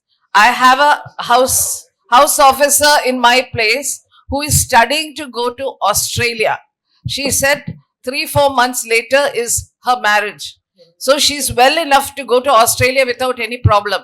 Her father died suddenly because no ICD was put. He had multiple interventions, low ejection fraction. The treating, I won't tell the name of the hospital, it's in Trivandrum. The treating doctor did not know that an ICD should be put for low EF. They could afford it, but they didn't put.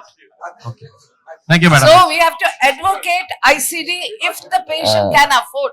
The point well taken, Ashish sir, you have been doing lot of TAVIs and most of the patients will be old age and will be having access problems. In a personal practice, how often you have to shift from transfemoral approach? Transfemoral. 90% of the time it is, I would say 95% of the time it's transfemoral. But we can't generalize saying that if transfemoral is not possible, use a specific access. It depends on the individual case as well as the comfort level of the operator and the entire team. Because the surgeon says, it's more difficult for them to access the subclavian, easier carotid, go for carotid. So I think in your talk you said the next to femoral carotid is the next most preferred, more than the subclavian. That is the current practice as it is, suggests transcarotid as a favored option for an alternate access if transfemoral is not possible. Maybe because it is straight. Very straight. But the problem is, there are certain difficulties as well. The sheets are meant for femoral. The delivery systems are meant for femoral. So you need to actually modify, and then difficulties during the procedure. What about the incidence of CVE and all that related to carotid procedure? The literature says there is no increase in risk of stroke, and they don't even advocate routine angiography looking at the adequacy of the circular villus, that is neurologic monitoring during the procedure. That also has not been proven to be of any benefit. So once you put a sheath, actually there will be total occlusion and it But will then be there are taken care by vascular. See, only thing is with the carotid, you keep the pressure slightly higher than for the femoral. You keep the ACT higher, and the only problem is there will be a little more of bleeding, but no thrombotic complications. But the problem is that is why they go surgical, because the carotid sheath is there. Good hemostasis is required. So the ischemic part will be taken care by the other side. Opposite. This should be at least 6 millimeters. The diameter should be at least 6. Ashish, when We'll you go- go for subclavian, Sir. is it preferable to go to the left subclavian rather than on the right? So that again depends. You could use either, because in the case that I have because shown, you said all so the, I use the right because there is already a tortuosity. The angle the subclavian makes with the aortic arch is important. The more closer to 90 degrees it is better to use the less angulated one. So then you have to assess both. What's that? You have to assess both the right. We have to assess both. We have to Then assess you both. decide. Yeah. Carotid also, Because- the literature says left, but it could be the right or the left depending on the case. So I thought left because the left behaves like femoral approach. Sir. When you come to the arch of aorta, Ah. the left behaves like the femoral approach. So The subclavian. subclavian. So, but then if it is less than 80 degree, you could use that. More than 80, angulation with the arch, you cannot use it subclavian because it scrapes the ostia of the subclavian. See, in one of your cases, you changed to subclavian because you couldn't track the valve. But in that case, suppose you put a second Lunderquist wire, doesn't it track better? I've done all that, and actually make it a stiffer wire makes it more difficult. The only thing I didn't try in that case was I could have inflated a large balloon in the ascending aorta and then try to push the valve to the lesser curvature, but I thought this was an easier option. I think in the interest of Sergeant, time, I think final. one final point. This waiting for 41 days applies only to primary prophylaxis. If somebody has a ventricular tachycardia, let's say 8 days after the myocardial infarction, it is no longer a primary ventricular arrhythmia. Then a secondary prevention criteria applies, and you should not wait for the first 6 weeks.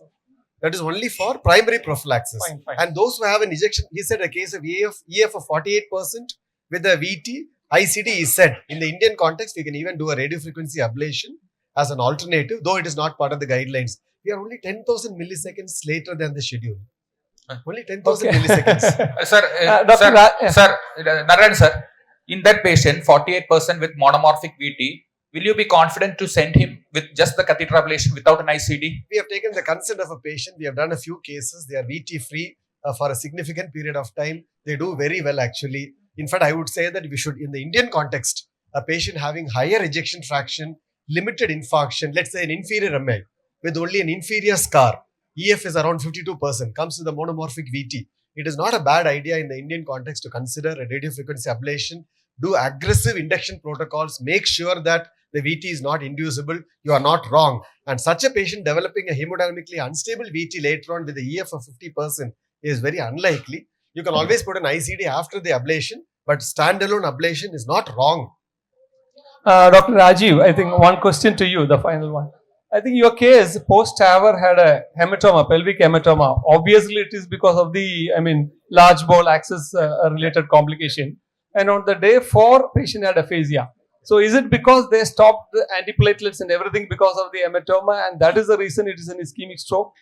So sometimes it happens like when we have one complication, bleeding complication, we'll be more precautious and we stop everything, and that lead on to, ischemic complications. Yeah, that's possible. In fact, the procedural strokes can happen up to one week, even if you are. So it could be procedure related also. Yeah. Thank you. Thank you very Thank much. you for all the, I think it was one of the most exciting sessions. Thank you.